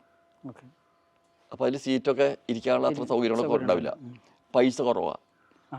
ഞാൻ പല ആൾക്കാരെയും കടമായിട്ട് വാങ്ങി കാശ്. അപ്പോൾ അതിൽ പാസഞ്ചറെ കൊണ്ടുപോകും. 1-2 പേരെ കൊണ്ടുപോകും. അപ്പോൾ 2-3 പേര് അതിന് വളരെ കാശ് കുറവുണ്ട്. ഇപ്പോൾ ആ ഫ്ലൈറ്റ് ഇല്ല. അപ്പോൾ പൈസ പല ആൾക്കാരും ഓഫർ ചെയ്തു, പൈസ വാങ്ങി തരാം എന്നുള്ളതൊക്കെ. തിരിച്ചു വരാനുള്ള എല്ലാ പരിപാടികളും എടുത്തു. ഒരു ബുധനാഴ്ചയാണ്. അങ്ങനെ ഞാൻ വ്യാഴാഴ്ച ഈ അബ്ദുള്ള ബിൻ കിനീഷിനോട് വിളിച്ചിട്ട് പറഞ്ഞു, ഞാൻ തിരിച്ചു പോവുകയാണ്, നിങ്ങളൊക്കെ ഒന്ന് കാണാൻ വേണ്ടി മാത്രം വന്നതാണ്, ഞാൻ ഷെയ്ഖിൻ്റെ അവിടെ ജോലിക്കൊന്നും ഞാനില്ല. അപ്പോൾ എടുത്ത വഴിക്കാവൻ പറഞ്ഞു, ഷെരീഫ്, ദയവ് ചെയ്തിട്ട് നീ അവിടെ നിൽക്ക്, നമുക്ക് ഒന്നിച്ച് ഷെയ്ഖിൻ്റെ അടുത്തേക്ക് പോകാം, എന്നിട്ട് നീ ഷെയ്ഖിനോട് പറയാ ജോലി വേണ്ടാന്ന്. അപ്പം എനിക്ക് എൻ്റെ പ്രശ്നം തീർന്ന്. കാരണം എപ്പോൾ നോക്കിയാലും ഷെയ്ഖ് എന്നെ വിളിച്ചിട്ട് ഇങ്ങനെ ഷെരീഫിനെ കൊണ്ടുവരാനാണ് പറഞ്ഞതെന്ന് പറഞ്ഞു. അത് ശരി, ഓക്കെ. അപ്പം ഞാനാണെങ്കിൽ ഇപ്പം അലയിലാണ്, നമുക്ക് ശനിയാഴ്ച പോകട്ടെന്ന് പറഞ്ഞു. ശനിയാഴ്ച അവൻ വന്നു. ഞങ്ങൾ രണ്ടുപേരും ഷെയ്ഖിൻ്റെ പാലസിലേക്ക് എത്തി. അപ്പോൾ താഴത്ത് ഷെയ്ഖ് ഇരിക്കുന്നുണ്ട്. വേറെ ഷെയ്ഖിന് എനിക്ക് കണ്ടപ്പോൾ മനസ്സിലായി, ബാക്കി ആരൊക്കെയോ ഇരിക്കുന്നുണ്ട്. ഞാനത് കണ്ണ് തള്ളി നിൽക്കുന്ന സമയം. അങ്ങനെ ഞാൻ ചെന്നിട്ട് ഞാൻ പറഞ്ഞു, ചെന്ന വഴിക്ക് സലാം ചെല്ലിയ വഴിക്ക് സലാം മടക്കിയിട്ട് ഷെയ്ഖ് ചോദിച്ച അറബി വാക്ക് എനിക്ക് ഇന്നും ഓർമ്മയുണ്ട്. എന്താ ഫിഹായ്, നീ ജീവിച്ചിരിപ്പുണ്ടോന്ന്, തമാശ രൂപത്തിൽ. അപ്പം അത് കഴിഞ്ഞപ്പോൾ എനിക്ക് പിന്നെ ഒന്നും പറയാൻ പറ്റത്തില്ല. അപ്പോൾ അവരങ്ങോട്ടും ഇങ്ങോട്ടും എന്തൊക്കെയോ പറഞ്ഞുകൊണ്ടിരിക്കുന്നതിനിടയിൽ ഞാൻ പറഞ്ഞു, അപ്പം സത്യത്തിൽ പറഞ്ഞു കഴിഞ്ഞാൽ ഷെയ്ഖുമാരെ വിളിക്കുന്ന സംബോധന യാ തവീൽ ഉംറക്ക്, യാ തവീൽ ഉംറക്ക്, നിനക്ക് ദീർഘായുസ് ഉണ്ടാവട്ടെ. ഇംഗ്ലീഷിൽ പറയും യുവർ ഹൈനസ്. ഇദ്ദേഹത്തിനെ സ്പെഷ്യലായിട്ട് വിളിക്കുന്നത് അബുഷാബ് എന്നാണ് പറയാം, അബുഷാബ്. എനിക്കിതറിയില്ലല്ലോ, ഞാൻ എല്ലാ അറബികളെയും വിളിക്കുന്ന പോലെ തന്നെ അഹുയ് എന്ന് പറയും. പക്ഷെ പുള്ളിക്ക് വിരോധമില്ല, കാരണം നമ്മളറിയാത്തോണ്ടാണല്ലോ. അപ്പം ഞാൻ പറഞ്ഞു, അഹുയ് മുംകിൻ താൽമാഹി, എൻ്റെ കൂടെ ഒരു മിനിറ്റ് വരാൻ പറഞ്ഞു. അദ്ദേഹം എൻ്റെ കൂടെ വന്നു. അപ്പോൾ ആരോ ഒരാളോട് പറയുന്നുണ്ട് ഞങ്ങളുടെ ഷെയ്ഖിനെ കൊണ്ടുപോകണമെന്ന്. നമുക്കൊന്നും അറിയില്ല. അങ്ങനെ എൻ്റെ പിന്നാലെ വന്നപ്പോൾ ഞാൻ ചോദിച്ചു, എനിക്ക് എന്ത് ശമ്പളം തരും? ഞാൻ ജോലിക്ക് വേണ്ടി വന്നതല്ല, എനിക്ക് എത്ര കിട്ടിയിരുന്നു അവിടെ? അപ്പം എൻ്റെ ബോസ് അവിടെ ഇരിക്കുന്നുണ്ട് കേട്ടോ, പഴയ ബോസ്. ഞാൻ പറഞ്ഞു എനിക്ക് ഇത്ര കിട്ടിയിരുന്നു. അതിനേക്കാൾ കൂടുതൽ എനിക്ക് തരാം. ഞാൻ ആ വണ്ടി എൻ്റെ വണ്ടി സ്വന്തം വണ്ടിയായിരുന്നു, പക്ഷേ അതിൻ്റെ മെയിൻ്റനൻസും പെട്രോളൊക്കെ പഴയ കമ്പനിയാണ് തന്നിരുന്നത്. ആ വണ്ടി വിറ്റിട്ട് ഞാൻ പോയത്. പുതിയ വണ്ടി എടുത്ത നാളെ വാങ്ങിച്ചോ. ഇവർ പറയുന്നത് മുഴുവനും എൻ്റെ ഫാമിലിക്കും ഇവർക്കൊന്നും ടിക്കറ്റ്, ഫ്ലൈറ്റ്, അതൊക്കെ നാളെ പോയിട്ട് എന്താ പറയുക എടുത്തോ. ഇവൻ ഞാൻ എന്തൊക്കെ പറയുന്നൊക്കെ ഓക്കെ ഓക്കെ ഓക്കെ. അത് കഴിഞ്ഞപ്പോൾ ഒരു വാചകനോട് ചോദിച്ചു, ആ ചോദ്യം വരുമെന്ന് ഞാൻ പ്രതീക്ഷിച്ചില്ല, പക്ഷേ ഉത്തരം നല്ല ഉത്തരം കൊടുക്കാൻ പറ്റി. നീ നാട്ടിൽ എല്ലാം തർത്തീബാക്കിയിട്ടാണോ വന്നിരിക്കണേ? ഞാൻ എടുത്ത വഴിക്ക് പറഞ്ഞു അല്ല, വെറുതെ അങ്ങനെ അല്ലാതെ പറയാൻ തോന്നി. അപ്പോൾ അവൻ പറഞ്ഞൊരു കാര്യം ചെയ്യൂ, ഒരു മാസം നീ ഇവിടെ നിൽക്കുക, എന്നിട്ട് ഇത് കംപ്ലീറ്റ് ഇവിടുത്തെ ഓഫീസ് ഒന്ന് ക്ലിയർ ആക്കുക. അത് കഴിഞ്ഞ് നീ പോയിട്ട് വന്നോ, ഒരാഴ്ച കഴിഞ്ഞിട്ട് വന്നോ. അങ്ങനെയാണ് ഞാൻ അവിടെ ഷെയ്ഖിനോട് ഷെയ്ഖിൻ്റെ അടുത്ത് ശരിക്കും വിവിധങ്ങളായ ജോലികൾ ചെയ്യുന്നുണ്ട്. ഈ ഷെയ്ഖിൻ്റെ അടുത്തുള്ള നേരത്തെ പലതും പറഞ്ഞു. പിന്നീട് അവിടുന്ന് അങ്ങോട്ടുള്ള നാളുകൾ എങ്ങനെയായിരുന്നു ഷെയ്ഖുമായിട്ടുള്ള? അതായത് എൻ്റെ ജോലി എന്ന് പറഞ്ഞാൽ ഒരു സ്റ്റാൻഡ് ബൈ ജോലി പോലെയായിരുന്നു. പേര് മാനേജർ എന്നാണെങ്കിലും മാനേജർ പ്ലസ് സെക്രട്ടറി പ്ലസ് എന്താ പറയുക എല്ലാം. ഈ ഷെയ്ഖ് എന്ന് പറഞ്ഞു കഴിഞ്ഞാൽ നമ്മൾ വിചാരിക്കുന്ന മാതിരി ഉള്ള ഒരു സ്വഭാവമല്ല. പെട്ടെന്ന് ചൂടാവുന്ന ആളാണെങ്കിലും അതിൽ കൂടുതൽ സ്നേഹമുള്ള ആളാണ്. സിമ്പതറ്റിക്, ഭയങ്കര സിമ്പതി. അങ്ങനെ ഒന്ന് രണ്ട് അനുഭവങ്ങൾ എനിക്കുണ്ടായിട്ട് മറ്റത് കേട്ടിട്ടുണ്ട്, ഞാൻ കണ്ടിട്ടുണ്ട്. അതേപോലെ തന്നെ നോർമൽ പേഴ്സണാണ് ആൾ. സഹായിക്കുന്ന കാര്യത്തിൽ ഭയങ്കരമാണ്. അതേ ഈ ഷെയ്ഖിൻ്റെ ഒരാളാണല്ലോ എന്ന് വെച്ചിട്ട് ലാവിഷ് ജീവിതമല്ല. വണ്ടികളോടായിരുന്നു ഏറ്റവും കൂടുതൽ ഇഷ്ടം. വണ്ടിയുടെ ഒരു ഭയങ്കര ക്രേസിയുള്ള ആളായിരുന്നു. അദ്ദേഹത്തിന് കൂടെ ഞാൻ പല വിദേശ രാഷ്ട്രങ്ങളിലും പോയപ്പോഴും അദ്ദേഹം പറഞ്ഞ ഒരു വാചകം എനിക്ക് ഇന്നും മറക്കാൻ പറ്റാത്തതുണ്ട്. ദുബായ് എയർപോർട്ടിൽ നിന്ന് ഞങ്ങൾ പോയിരുന്നു. അപ്പോൾ എൻ്റെ പാസ്പോർട്ട് ഇന്ത്യൻ പാസ്പോർട്ട്, ഇവരൊക്കെ ഡിപ്ലോമാറ്റിക് പാസ്പോർട്ട്, അതിനുള്ള UAE ഷെയ്ഖിൻ്റെയും. അപ്പോൾ ഇവർക്കൊരു നിയമമുണ്ട്, സംസാരിച്ചുകൊണ്ടിരിക്കുന്നതിനിടയിൽ എല്ലാവരും താഴ്ത്തിരുന്ന് സംസാരിക്കുകയാണെങ്കിൽ ഷെയ്ഖ് എനിറ്റാൽ മറ്റുള്ളവർ അടിക്കണം. ഷെയ്ഖ് പോയിട്ട് വേണം പിന്നെ ഇരിക്കാൻ. ഇരിക്കുന്നിടത്തുനിന്ന് ബാക്കിൽ കൂടെ വേണം നമ്മൾ പോകാൻ. ഐ മീൻ ഇപ്പോൾ ഇങ്ങനെ നിന്നിട്ട് ഷെയ്ഖ് അവിടെ ഇരിക്കുകയാണെങ്കിൽ നമ്മൾ പിന്നോട്ട് തിരിഞ്ഞിട്ട് വാതിൽ കടന്നതിന് ശേഷം വേണം നമ്മൾ ശരിക്കും പോകാൻ. ഇങ്ങനെയൊക്കെ ഒരു സിസ്റ്റം ഉണ്ട്. അതെ. അപ്പോൾ ദുബായ് എയർപോർട്ടിൽ അവിടെ ഒരു VIP ലോഞ്ച് ഉണ്ട്. അവിടെയാണ് ഞങ്ങൾ ചെന്നത്. VIP ലോഞ്ച് ചെന്നിരുന്നപ്പോൾ എല്ലാ സൗകര്യങ്ങളും നമ്മൾ പാസ്പോർട്ടൊക്കെ അവർ കൊണ്ടുപോയിട്ട് അടിച്ച് എല്ലാ സൗകര്യങ്ങളും അവിടെ ചെയ്യുന്നൊരു സ്ഥലം എന്ന് വിചാരിച്ചോ. അപ്പോൾ ഫ്ലൈറ്റിൻ്റെ ലാസ്റ്റ് കോള് ആയ സമയത്ത് ഷെയ്ഖ് എഴുന്നേറ്റപ്പോൾ നമ്മളൊക്കെ ഏറ്റു. ഉടനെ ഷെയ്ഖ് ഒരു വാചകം പറഞ്ഞു, ഷെരീഫ്, ഇനി മുതൽ നമ്മൾ തിരിച്ചിവിടെ എത്തുന്നവരെ ഞാൻ ഷെയ്ഖ് അല്ലാട്ടാണ്, വേറെ സ്ഥലത്തേക്കാണല്ലോ പോകുന്നത്. അതുകൊണ്ട് ഈ പറഞ്ഞ കസ്റ്റമൊന്നും അവിടെ വേണ്ട. ഒന്നത്. രണ്ട്, ഞങ്ങൾ തിരിച്ചു വരുമ്പോൾ ഞങ്ങളുടെ കൂടെ ഉണ്ടായിരുന്ന ഒരാൾ ഒരു അൽ റുമൈസിൽ പെട്ട ഒരു ക്യാപ്റ്റനാണ്. ആൾ അബുദാബി ഡിഫൻസിലത്തെ ക്യാപ്റ്റനാണ്. ആ വ്യക്തി പല സാധനങ്ങളും ഫ്രാൻസിൽ നിന്ന് വാങ്ങി. അങ്ങനത്തെ ഒരു ചെറുപ്പക്കാരനാണ്. അപ്പോൾ എന്നോട് പറഞ്ഞു, അപ്പോൾ അവർ രണ്ടുപേരും റിയാദിൽ ഇറങ്ങി. ഞാൻ നേരെ റിയാദിൽ നിന്ന് ഖത്തർ വഴി അബുദാബിക്ക് വരുന്നു. അപ്പോൾ പെട്ടി, അദ്ദേഹത്തിൻ്റെ പെട്ടിയും ഷെയ്ഖിൻ്റെ പെട്ടിയും എൻ്റെ പെട്ടിയും ഒക്കെ കെട്ട് വരുന്നുണ്ട്. അപ്പോൾ അത് കൊണ്ടുപോകാൻ വണ്ടി വന്നോളും എയർപോർട്ടിലേക്ക്, നമുക്കൊരു പ്രശ്നമില്ല, നമ്മൾ ഇത് കാണിച്ചു കൊടുക്കേ വേണ്ടു. അപ്പോൾ ഷെയ്ഖ് എന്നോട് ചോദിച്ചു, ഇന്ന പെട്ടികളുണ്ട്, നീ അത് ചോദിച്ചാൽ കസ്റ്റംസിൽ പറയുക, അത് ഷെയ്ഖിൻ്റെ ആൾക്കാർ വരുമ്പോൾ കൊണ്ടുപോയിക്കൊള്ളുമ്പോൾ അവിടെ വെച്ച് പോയിക്കോ, നിൻ്റെ കയ്യിൽ എൻ്റെ ബത്താക്ക ഉണ്ടോ എന്ന് ചോദിച്ചു. ഉണ്ട്, തരികയാണെങ്കിൽ കൊണ്ടുപോയിക്കോ, ഇല്ലെങ്കിൽ അവിടെ വെച്ചോളാൻ പറഞ്ഞു. അത് കഴിഞ്ഞപ്പോൾ മറ്റവനോട് പറയുന്നൊരു വാചകം ഭയങ്കര അർത്ഥമുള്ള വാചകമാണ്, ഞാൻ അവിടുത്തെ ഷെയ്ഖാണ്, പക്ഷെ ഇവിടെ എന്തെങ്കിലും ചെയ്താൽ ഞാനും നീയും ജയിലിൽ പോകട്ടാ. അത്രയും നിയമത്തിനോടുള്ള ഒരു റെസ്പെക്റ്റ്. അവിടെ ഞാൻ ചെന്ന് കഴിഞ്ഞപ്പോൾ 13 വെട്ടുകളുണ്ടായിരുന്നു. അപ്പോൾ ഞാൻ പറഞ്ഞു, ഇത് ഞാൻ അങ്ങനെ തന്നെ പറഞ്ഞു, ഇവിടുന്ന് പറഞ്ഞ അതേ ഭാഷ ഞാൻ പറഞ്ഞു, ഞാൻ ഇന്ന ആളാണ്, ഷെയ്ഖിൻ്റെ വെട്ടിയാണ്. അല്ല അത് കൊണ്ടിരിക്കുക. അല്ല, ഞാൻ പറഞ്ഞതിൻ്റെ അർത്ഥം അവർക്ക് നിയമത്തിന് എത്ര ഭയണമെന്ന് ആലോചിക്കേ, അല്ലെങ്കിൽ ആ റെസ്പെക്റ്റ്. ഒന്നത്. രണ്ട്, ഒരു ചെറിയൊരു സംഭവം കൂടി എനിക്ക് ഓർമ്മ വരികയാണ്. ഈ ഡിസംബർ 2-ന് ഇലൂമിനേഷൻ ഉണ്ടാവും, എല്ലാ ഭാഗത്തും റോഡൊക്കെ ലൈറ്റൊക്കെ ഇട്ടിട്ടും ആർച്ചൊക്കെ ഇട്ടിട്ട് നല്ല രസമുണ്ടാവും. ഇതും കണ്ട് ഞാൻ വണ്ടിയിൽ ഇങ്ങനെ, ഞാനും എൻ്റെ കൂടെ ഒരു റഹ്മത്ത് എന്ന് പറഞ്ഞ ഒരാൾ, ഇവിടെ അടുത്തുള്ള ഒരാളും കൂടി വണ്ടിയിരിക്കുന്നുണ്ട്. ഞങ്ങൾ ഇങ്ങനെ പോയ വഴിയിൽ കൂടെ തന്നെ പോണ്, ഇങ്ങനെ കറങ്ങി മണിക്കൂറുകളോളം വണ്ടി ഓടിച്ചിട്ട് എല്ലാം മുക്കും മൂലയിൽ ഓടിച്ചുകൊണ്ട് കിടക്കാണ്. ആ സമയത്ത് എനിക്കൊരു, അവൻ എൻ്റെ വണ്ടിയിൽ മൊബൈലുണ്ട്, ഇന്നത്തെ മാതിരിയുള്ള മൊബൈലല്ല, വണ്ടിയിൽ ഫിറ്റായിട്ടുള്ള തരം മൊബൈൽ. അപ്പോൾ അതിൽ ഒരു കോള് വന്നിട്ട് ചോദിച്ചു, നീയാണോ ഷെറീഫ്? അതെ. അപ്പോൾ ഞാൻ ചോദിച്ചു, മുംകിൻ ഖബറിന് ഇൻതബിൻ, ആരാണ് സംസാരിക്കുന്നത്? അപ്പോൾ പറഞ്ഞു, ഞാനിങ്ങനെ പോലീസിലെ ഏറ്റവും വലിയ ഉദ്യോഗസ്ഥരാണ് വിളിക്കുന്നത് തന്നെ. ഞാൻ സ്വാഭാവികമായിട്ട് ഞാൻ പേടിച്ചു, അവിടുത്തെ നിയമങ്ങളൊക്കെ അങ്ങനെയാണല്ലോ. അപ്പോൾ എന്നോട് പറഞ്ഞു, ഇങ്ങനെ ഒരു വണ്ടി ആക്സിഡൻ്റ് ആയിട്ടുണ്ട്, അത് ഷെയ്ഖിൻ്റെ വണ്ടിയാണ്, അത് ആരാണ് ഓടിച്ചത്? അപ്പോൾ ഞാനുള്ള വിവരം പറഞ്ഞു, എനിക്കറിയില്ല, അത് പാലസിൽ നിന്നാണ് കൊടുക്കണതൊക്കെ, ഓരോരുത്തർ കൊണ്ടുപോകണതോ എനിക്കറിയില്ല, ഞാനിങ്ങനെ ഓഫീസിലത്തെ മാനേജറാണ്, ഇത്ര മാത്രം ആദ്യം പറഞ്ഞു. അതിലൊരാൾ മരിക്കുകയും ചെയ്തു എന്ന് പറഞ്ഞു. ഈ വണ്ടി മുട്ടിയിട്ട് ഒരാൾ മരിച്ചു, ആ ഡ്രൈവർ അവിടെ നിന്ന് വണ്ടിയിട്ട് ഓടിപ്പോയി. ഇതാണ് സംഭവം. ഞാനാകെ ഭയന്നു. ആ നേരെ വരേണ്ടിയിരുന്ന എൻ്റെ സന്തോഷം മുഴുവൻ പോയി. ഞാനും ഈ റഹ്മത്തും കൂടെ ഷെയ്ഖിൻ്റെ പാലസിലേക്ക് ചെല്ലാണ്. ഇനിയിപ്പോൾ എന്താണ് ഉണ്ടാവുക, ഷെയ്ഖ് ഇപ്പം എന്നെന്തെങ്കിലും പറയുമോ, ഇതൊക്കെയാണ് എൻ്റെ ഭയം. അപ്പോൾ ഷെയ്ഖ് സായിദിൻ്റെ ബോഡി ഗാർഡിൻ്റെ ക്യാപ്റ്റനാണ്, അപ്പോൾ ആ യൂണിഫോമാണ്.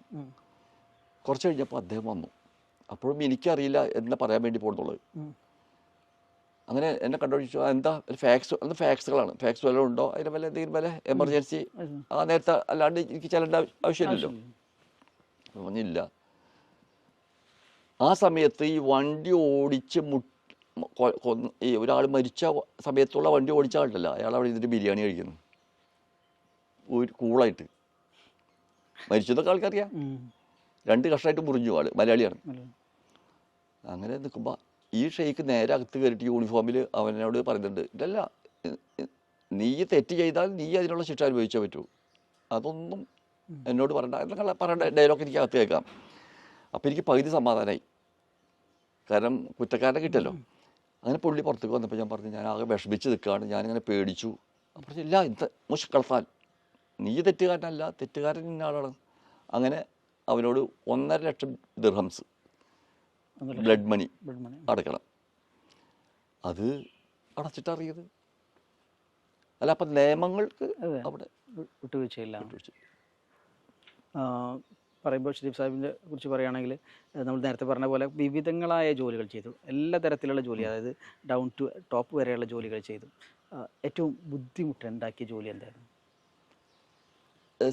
സാമ്പത്തികമായിട്ടും ശാരീരികമായിട്ടും ജോലിയിൽ ബുദ്ധിമുട്ടുണ്ടായി എന്ന് പറയാവുന്നത് ടാക്സി ഓടിക്കുമ്പോഴാണ്. പെരുന്നാളിന് പോലും ഫാമിലി അവിടെ ബിരിയാണി ഉണ്ടാക്കി വെക്കുമ്പോഴും ഞാൻ പോയിട്ട് ഷാർജയിൽ നിന്ന് വല്ല ഉണക്ക റൊട്ടി കഴിക്കേണ്ടി വന്നിട്ടുണ്ട്. ആ ദിവസം ഓടിയിരുന്നു, പെരുന്നാൾ ദിവസം. കാരണം അന്നാണല്ലോ ഏറ്റവും കൂടുതൽ ഓട്ടം കിട്ടുന്ന ദിവസം. അവിടെ വന്നിട്ട് വഴിയിൽ വന്നിട്ട് വണ്ടി കേടായിട്ട് ഉറക്കം വന്നിട്ട് വണ്ടിയിൽ കിടന്ന് തുടങ്ങിയിട്ടുണ്ട്. ഇതൊക്കെയാണ് ഒരു, അപ്പോൾ മെൻ്റലി ആൻഡ് ഫിസിക്കലി ടോർച്ചറിങ് എന്ന് പറയാവുന്ന പോലെ എല്ലാം ഉണ്ടായിട്ടുള്ളത് ടാക്സി ഓടിക്കുമ്പോഴാണ്. പക്ഷേ ജനങ്ങളുടെ ബന്ധങ്ങളുടെയൊക്കെ മുഖം കാണാൻ പറ്റിയതും ടാക്സി ഓടിക്കുമ്പോഴാണ്. എല്ലായിടത്തും എത്താൻ പറ്റുന്നത്. പിന്നെ യൂസുഫ് അലി പറയുന്ന അതേ വാചകം തന്നെ കണ്ടെടുത്തിട്ട് ഞാൻ ഒരു വാക്ക് കൂട്ടി പറയാം. യൂസുഫ് അലി പറയുന്ന വാചകമാണത്.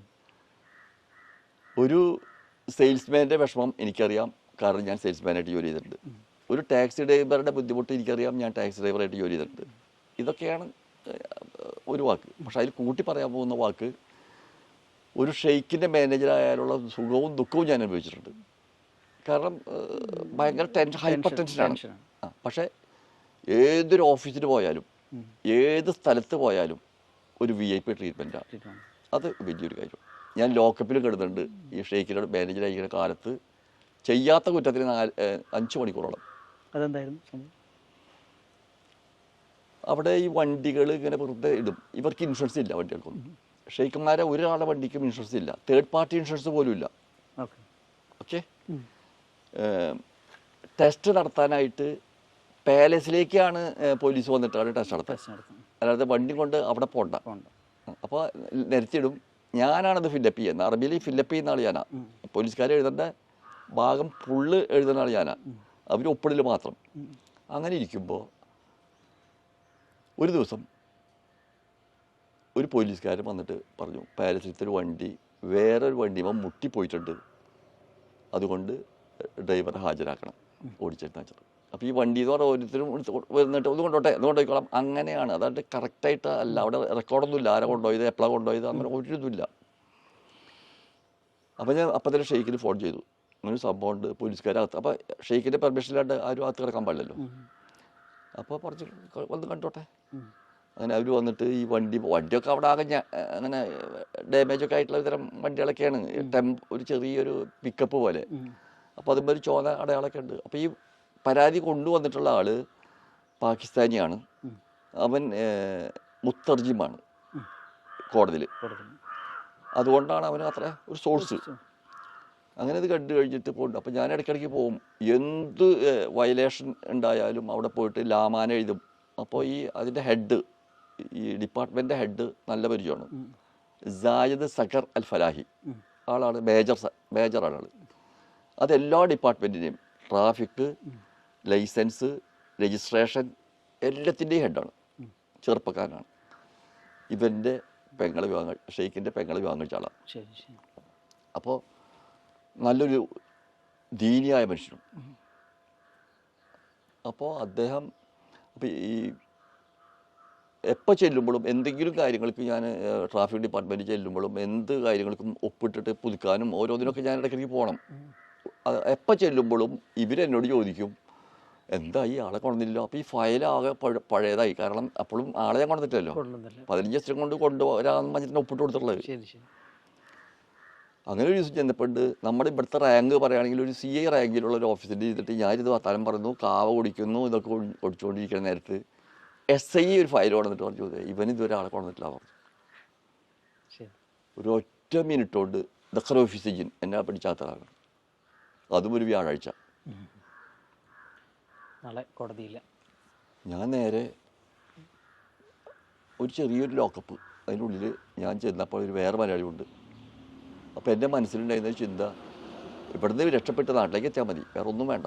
പറയുമ്പോൾ ലോക്കപ്പാണ് കേട്ടോ, ജയിലല്ല, ഇനി പോലീസ് സ്റ്റേഷൻ ജയിലും അല്ല, ട്രാഫിക്കിൻ്റെയാണ്. പക്ഷെ എന്നാലും കമ്പിയൊക്കെ ആയിട്ട് അതുമാതിരി താഴത്ത് കിടക്കുക, ഭക്ഷണം കൊണ്ടുവന്ന് കഴിക്കും. ഇതെങ്ങനെ അറിയിക്കാൻ പറ്റും? എൻ്റെ മൊബൈലാണ് അവർ വാങ്ങിച്ചു വെച്ചിട്ടുണ്ട്, അതും തന്നിട്ടില്ലേ. അന്ന് ഈ ജവ്വാലിനും അനീസിനും പറഞ്ഞിട്ടുള്ള മൊബൈലായിട്ട് കയ്യിൽ കൊണ്ടു നടക്കാവുന്നത്, ഹാൻഡ് ഹെൽഡ് ആയിട്ടുണ്ട്, തന്നിട്ടില്ല. അങ്ങനെ കുറച്ച് കഴിഞ്ഞ് അത് ഇവിടെ നടക്കുള്ളൂ. വ്യാഴാഴ്ച 15 മണി കഴിഞ്ഞാൽ 12 മണി കഴിഞ്ഞാൽ പിന്നെ ആൾക്കാരൊന്നും ഉണ്ടാവില്ലല്ലോ, കംപ്ലീറ്റ് ഓഫീസൊക്കെ അന്ന് മുടക്കല്ലേ. ഒരുവിധം ഞാൻ ഈ വിഷയം എൻ്റെ അനിയനെ ഞാൻ അറിയിച്ചു, ഇങ്ങനെ ഞാൻ ലോക്കപ്പിലാണ്. അനിയൻ പാലസിലത്തെ ഒരു ഡ്രൈവറുണ്ട്, വിജയൻ എന്നാണ് പേര്, ആറ്റിങ്ങൽ കല്ലമ്പലം, അവിടെയാണ്. അദ്ദേഹത്തിനെ അറിയിച്ചു. അവനാൾ വളരെ കാമൻ ക്വയറ്റായിട്ട് മുഖം തന്നെ നോക്കാണ്ട് ഇങ്ങനെ വർത്താനം പറയുന്നൊരു വ്യക്തിയാണ്. അപ്പോൾ ഷെയ്ഖ് കുട്ടികളും എല്ലാവരുമായിട്ട് മണലാരണ്യത്തിലേക്ക് ക്യാമ്പീനിങ് പോയി, ടെൻ്റൊക്കെ കൊണ്ട്, വീക്കെൻഡ് ആയതുകൊണ്ട്. അപ്പോൾ അന്ന് ചില ഭാഗങ്ങളൊക്കെ റേഞ്ചും കുറവാണ്, മൊബൈലിൻ്റെ റേഞ്ചും കുറവാണ്. ഇവൻ ഭക്ഷണവും മിനറൽ വാട്ടറും ക്ലീനക്സും എന്ന് വേണ്ട എല്ലാ സാമഗ്രികളായിട്ട് വണ്ടിയിൽ ഇവിടെ നിന്ന് ചെന്നു. ഷെയ്ഖ് ഭക്ഷണമൊക്കെ കഴിച്ച് കഴിഞ്ഞ് ആപ്പിളും മുറിച്ച് തിന്നുകൊണ്ടിരിക്കുമ്പോൾ ഇവൻ ചെന്നിട്ട് പറഞ്ഞു, ഷെരീഫ് സാർ ഫിസിജിൻ. അപ്പോൾ ഷെയ്ഖ് സാധാരണ കൂളായിട്ട് ചോദിച്ചു, എന്താ കാരണം? എന്തെങ്കിലും തെറ്റ് ചെയ്തിട്ടായി? അറിയില്ല. പിന്നെ ഇവൻ കാണുന്നത്, അത് ഇവൻ പറഞ്ഞ എന്നോട്, ഇവൻ കാണുന്നത് ഷെയ്ഖ് വേദന മൊബൈൽ എടുത്തിട്ട് അത്തീക്ക് സാലം അല്ലാഹരി എന്ന് പറയുന്ന ഒരു ബോഡി ഗാർഡുണ്ട്. അവൻ ആക്ച്വലി നീഗ്രോയാണ്. അവൻ്റെ വീട് ഏതാണെന്നൊന്നും അറിയില്ല, ദത്തെടുത്ത് വളർത്തിയിട്ട്. അവനെ വിളിച്ചിട്ട് പറഞ്ഞു, ഇപ്പം തന്നെ ഷെറീഫിനെ പുറത്തിറക്കുക, എന്നിട്ട് സായദ് സഗറിനോട് എന്നെ വിളിക്കാൻ പറ. ഇതാണ് കൊടുക്കണ മെസ്സേജ്. അത് മറ്റേ കേട്ടു, മലയാളി കേട്ടു. ഇതൊക്കെ ഒന്നും എനിക്കറിയില്ല കേട്ടോ, അതൊക്കെ ഞാൻ പോതിനേഷം അറിയുന്ന സംഭവമാണ്. 1 മണിക്കൂർ. അപ്പം ഞാൻ അവിടെ ആകെ ഒരു 4 മണിക്കൂറായിട്ടുണ്ടാവും ലോക്കപ്പിൻ്റെ ഉള്ളിൽ. പിന്നെ കേൾക്കുന്നത് ഇവൻ്റെ ശബ്ദം ഭയങ്കര ബാസുള്ള ശബ്ദമാണ് ഈ അത്തിക്കിൻ്റെ. ഞാനാണ് അകത്ത് കേൾക്കുന്നത് തുറക്കുന്നു പറഞ്ഞിട്ട് ഭയങ്കരമായ ശബ്ദം പോലീസിനോട്. എൻ്റെ ഇതിന് പാറ വെക്കുന്ന പോലീസ് ഉണ്ടാവില്ലേ ആളോട്. കുറച്ച് കഴിഞ്ഞപ്പോൾ അവൻ തന്നെ താക്കോലോട്ട് വന്നിട്ട് തുറക്കണം. ഞാൻ പുറത്തിറങ്ങിയപ്പോൾ സന്തോഷം കൊണ്ട് ഞാൻ പറഞ്ഞു, ഞാൻ ഉപ്പിടേണ്ട പോകുന്നുള്ളതിൻ്റെ നീ പോന്നി ഉപ്പിടലൊക്കെ പിന്നീട്. അത് ഹദാമർമിന് ഷെയ്ഖിൻ്റെ എന്നുള്ള ഓർഡറാണ്. അങ്ങനെ ഞാൻ പോന്നു. അതാണ്, അങ്ങനെയാണ് ജയിലിൽ അതെനിക്കൊരു ഉപകാരമായി. അതിനുശേഷം ഞാൻ എന്നവിടെ ചെന്നാലും ആ ഒരു സ്വീകരണം കിട്ടിയില്ലേ? ഓക്കെ. ഏകദേശം 30 വർഷത്തോളം പ്രവാസ ജീവിതത്തിലുണ്ടായിരുന്നു. UAE പല ഭാഗത്തായിട്ടുണ്ടായിരുന്നു. 98-ലാണ് മടങ്ങിപ്പോരുന്നത്. അതെ. എന്തായിരുന്നു നേരത്തെ ഒരിക്കൽ മതിയാക്കാന്ന് പറഞ്ഞിട്ട് നിർത്തി പോകുന്നതാണ്. പക്ഷേ തിരിച്ച് വീണ്ടും ഷെയ്ഖിൻ്റെ അടുത്തേക്ക് കുറച്ചുകൂടി നല്ല പൊസിഷനിലേക്ക് എത്തുന്നു പിന്നീട് ഒരു 30 വർഷം. കാരണം പലപ്പോഴും പറയുമ്പോൾ ഈ 98-ലൊക്കെ പലരും വീണ്ടും കണ്ടിന്യൂ ചെയ്യുന്ന ഒരു സമയമാണ്. പക്ഷേ അപ്പോൾ ആ സമയത്ത് എല്ലാം മതിയാക്കാം, ഇനി നിർത്താം, ഇനി നാട്ടിൽ മതി എന്ന് ആ ഒരു തീരുമാനത്തിലേക്ക് എത്തിച്ചെന്തായാലും. എൻ്റെ ജീവിതത്തിൽ വാഹനമായാലും വീടായാലും ബാക്കി എന്തൊക്കെ ആയാലും അമിതമോഹങ്ങളിരിക്കില്ല. ഒറ്റ പക്ഷേ പറയുകയാണെന്നുണ്ടെങ്കിൽ എത്ര വലിയത് നമ്മൾ കഴിച്ചാലും സ്വന്തം വീട്ടിൽ നിന്ന് കഴിക്കുന്ന ഒരു കഞ്ഞിക്ക് ഒരു ടേസ്റ്റ് കൂടുതലാണ്. അതിന് ഞാൻ പറയുന്ന ഭാഷ, പോറ്റമ്മ എന്തൊക്കെ തന്നാലും പെറ്റമ്മ തരുന്നതിനൊരു ടേസ്റ്റ് ഇല്ലേ? അപ്പോൾ നമ്മൾ ഈ ഭാരതത്തിൽ വേണം അതൊരു ലൈഫ്. അത് മാത്രമല്ല, എൻ്റെ മനസ്സിൽ വേറൊരു ആഗ്രഹം ഉണ്ടായിരുന്നു. എനിക്ക് ഒരു ആൺകുട്ടി 2 പെൺകുട്ടികളാണ്.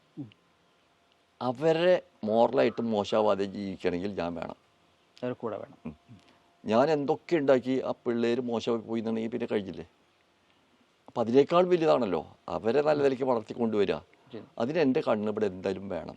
പിതാവിൻ്റെ റോൾ എടുക്കണം. അതാണ് ഞാൻ പറയാൻ പ്രധാനപ്പെട്ട കാരണം. അങ്ങനെയാണ് വീണ്ടും നാട്ടിൽ 98-ൽ തിരിച്ചു വന്നു. ഇപ്പോൾ 2025 ഈ ഒരു സമയത്തുള്ള ഒരു റിട്ടയർമെൻറ്റ് ലൈഫ് കൂടിയാണ് ശരിക്കും ഒരു വലിയ ജോലി. എന്തൊക്കെയായിരുന്നു പിന്നീട്? ഒരു 3 വർഷം മുമ്പ് എന്നോട് ആരെങ്കിലും ചോദിക്കുകയാണെങ്കിൽ, അത് മലയാളത്തിൽ മറുപടി പറയാൻ പറ്റാണ്ടല്ല, ഇംഗ്ലീഷിൽ ഞാൻ മറുപടി പറയാറ് ഇങ്ങനെയാണ്: I am doing the business for my health not for wealth എന്നാണ് പറയാറ്. ഇപ്പം എന്നോട് ആരെങ്കിലും ചോദിച്ചു കഴിഞ്ഞാൽ I am writing for my health not for wealth. എഴുത്താണ് ഇപ്പോൾ. അതെ.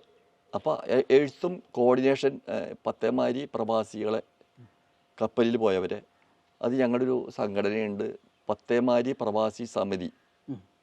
അതിൽ സംഭാവന വിരിക്കലോ അല്ലെങ്കിൽ അത്തരത്തിലുള്ള യാതൊന്നുമില്ല, ആദരവ് കൊടുക്കുന്നവരൊന്നും വാങ്ങുന്നില്ല. പത്തേമാരിയിലും കപ്പലിലും പോയവരാണ് ശരിക്കും പറഞ്ഞു കഴിഞ്ഞാൽ ഈ രാജ്യത്തിന് ഒരു വഴി വെട്ടിക്കൊടുത്തത്. ഒരു സംശയമില്ല. ഞാൻ എഴുതുന്ന ഒരു ഭാഷയിൽ പറയുകയാണെന്നുണ്ടെങ്കിൽ, ഈ പ്രവാസികൾ എന്ന് പറയുന്നത് ഒരു വൻ വൃക്ഷമാണെന്ന് വിചാരിക്കുക. ആ വൻ വൃക്ഷത്തിൻ്റെ ശാഖകളാണ് പ്രവാസികൾ. അതിലെ കായകളും ഫലങ്ങളും പുഷ്പങ്ങളുമാണ് ഈ ഓരോരുത്തരും അനുഭവിക്കുന്ന സാധനങ്ങൾ. ഇതിൻ്റെ വേരുകളാണ് പ്രവാസികളായിട്ടുള്ള പഴയ ആൾക്കാരും പുതിയ ആൾക്കാരും. പക്ഷേ അതിന് നാരായ വേര്, തായ് വേര് എന്ന് പറയുന്നത് പത്തേമാരിയിലും കപ്പലിലും പോയവരാണ്. തായ് വേരില്ലാതെ ആ വൃക്ഷത്തിന് അവിടെ നിലനിൽപ്പില്ല. അപ്പോൾ ഇന്നിപ്പോൾ ഞാൻ നേരത്തെ പറഞ്ഞ പോലെ തന്നെ ഒരു ഫോൺ വിളിക്കാൻ ഇത്രയും കഷ്ടപ്പാട് അന്നുണ്ട്. ഇന്ന് ആളെ കണ്ടറിഞ്ഞ് വിളിക്കാൻ പറ്റുന്നു, മെസ്സേജ് കൊടുക്കാൻ പറ്റുന്നു. അപ്പോൾ അതിൻ്റെ അനുഭവങ്ങൾ ഞങ്ങൾക്ക് ഒരുപാടുണ്ട്. അങ്ങനെ വരുമ്പോൾ അത്തരം ആൾക്കാരെ നമ്മൾ വിളിച്ചിട്ട് ഒരു ഹായ് പറയുമ്പോൾ അല്ലെങ്കിൽ അവരെ കാണുമ്പോൾ നമ്മൾക്കും ഒരു പോസിറ്റീവ് എനർജി, അവർക്കൊരു പോസിറ്റീവ് എനർജി. അവർക്ക് ഒരു പക്ഷേ ഞാനിപ്പോൾ ഈ ആദരിക്കുന്നു എന്ന് പറഞ്ഞത് ഞാനല്ല ആദരിക്കുന്നത്, അവർക്ക് കിട്ടുന്ന ഈ ആദരവ് എന്ന് പറയുന്നത് അത് 10 ലക്ഷം ഇരട്ടി വാങ്ങാനുള്ള കാശും പണവും കഴിവും അവർക്കുണ്ട്. പക്ഷെ അത് നമ്മൾ അവർ അംഗീകരിച്ച് ചെയ്യുമ്പോൾ അതിന് സന്തോഷം കൂടുതലാണ്. അത് അവരുടെ ശരിക്കും ബോഡി ലാംഗ്വേജ് കൊണ്ട് ഞാൻ മനസ്സിലാക്കിയിട്ടുണ്ട്. അപ്പം അത്തരത്തിൽ ഇന്നിവിടെ ഈ സമൂഹത്തിൽ മത അധ്യക്ഷന്മാരായാലും രാഷ്ട്രീയ നേതാക്കന്മാരായാലും ബ്യൂറോക്രറ്റുകളായാലും ആരായാലും പ്രവാസി എന്നൊരൊറ്റ ലേബലിൽ അവസാനിപ്പിച്ചു. അത് പറ്റില്ല. കാരണം പത്തേമാരി കപ്പലിൽ പോയവരുടെ ലൈഫ്, അത് പ്രധാനപ്പെട്ട ഒരു കാര്യം ഞാൻ പറയാൻ പോണതെന്ന് വെച്ചാൽ അത് ജനങ്ങൾക്ക് മനസ്സിലാക്കേണ്ട ഒരു കാര്യമാണ്, പലരും ചിന്തിക്കാത്തൊരു കാര്യമാണ്. 1975 വരെ, അതായത് 50 കൊല്ലം മുമ്പ് വരെയാണ് പത്തേമാരിയും കപ്പലുണ്ടായത്. പിന്നെ കപ്പലുണ്ടായില്ല. അപ്പോൾ കപ്പൽ പത്തേമാരിയുടെ ഒക്കെ സ്റ്റോപ്പായിട്ട് 50 വർഷമായി.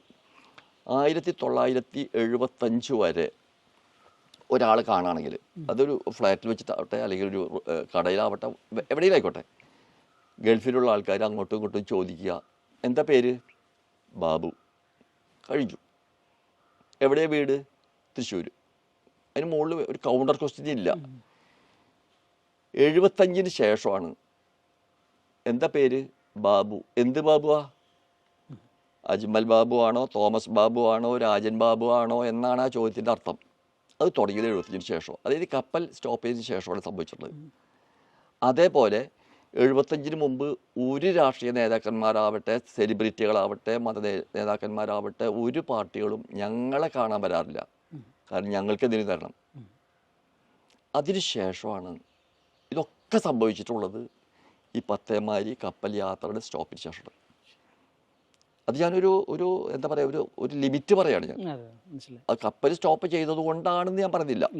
അപ്പോൾ കപ്പലിലും പത്തേമാരി യാത്ര ചെയ്തിരുന്ന കാലത്തുള്ള ആൾക്കാർ, അതാണ് ശരിയായിട്ട് മനുഷ്യത്വം ഉണ്ടായിരുന്നത്. അതിനുശേഷം ഇവിടെ ഒരിക്കലും മനുഷ്യത്വം ഇല്ല എന്നല്ല പറഞ്ഞതിൻ്റെ അർത്ഥം. ഒരാളെ കണ്ടാൽ ശരിക്കും നാളെ അവരിൽ നിന്നും ഒരു റിയാക്ഷൻ ഉണ്ടാവണം, അല്ലെങ്കിൽ പേരെടുക്കണം, ഇതൊന്നും ആലോചിച്ചിട്ടല്ല സഹായിച്ചിരുന്നത്. അതേപോലെ അറബികൾ, ഞാനിപ്പോൾ ഇതിൻ്റെ കമ്പൻസേഷൻ പറയാണ്. അറബികൾ ആ ജനറേഷനുള്ളത് 75-80 വരെയുള്ള അറബികൾ നമ്മളെ സഹായിച്ചിരുന്നത്, മലയാളികൾക്ക് വേണ്ടിയിട്ട് ഷോപ്പിൻ്റെ താക്കോല് കൊടുത്തിരുന്നത് ഒരു വിസയും അവിടുത്തെ നോക്കിയിട്ടോ അവൻ എങ്ങനെയുള്ളവനാണെന്നോ ആലോചിച്ചിട്ടോ അല്ല. അതിനുശേഷം അവരിൽ കുറേ ആൾക്കാർ എല്ലാ നിലയ്ക്കും മോശമായിട്ടുണ്ട്. അത് ആ നാട്ടുകാരും മോശമായിട്ടുണ്ട്. അത് മോശമാക്കിയതിൽ ഒരു പങ്ക് നമ്മളിലുണ്ട്. ഓക്കെ, നമുക്ക് വൈൻഡപ്പ് ചെയ്യാൻ തോന്നുന്നു. താങ്കളെപ്പോലുള്ള ആളുകളാണ് അന്നെടുത്ത ഒരു ധൈര്യവും സാഹസമൊക്കെയാണ് കേരളത്തെ അല്ലെങ്കിൽ ഇന്ത്യയൊക്കെ ഒരു വലിയ മാറ്റത്തിലേക്ക് നയിച്ചത്. ആ ഒരു ധീരതക്കും സാഹസത്തിനൊക്കെ എല്ലാവിധ നന്ദിയും പറയുന്നു. വളരെ സന്തോഷം. ഓക്കെ, താങ്കളുടെ ജീവിതത്തിന് എല്ലാവിധ ആശംസകളും. എന്തായാലും ആശംസയ്ക്ക് ഒന്നും കൂടി നന്ദി. Thank you. ശരി.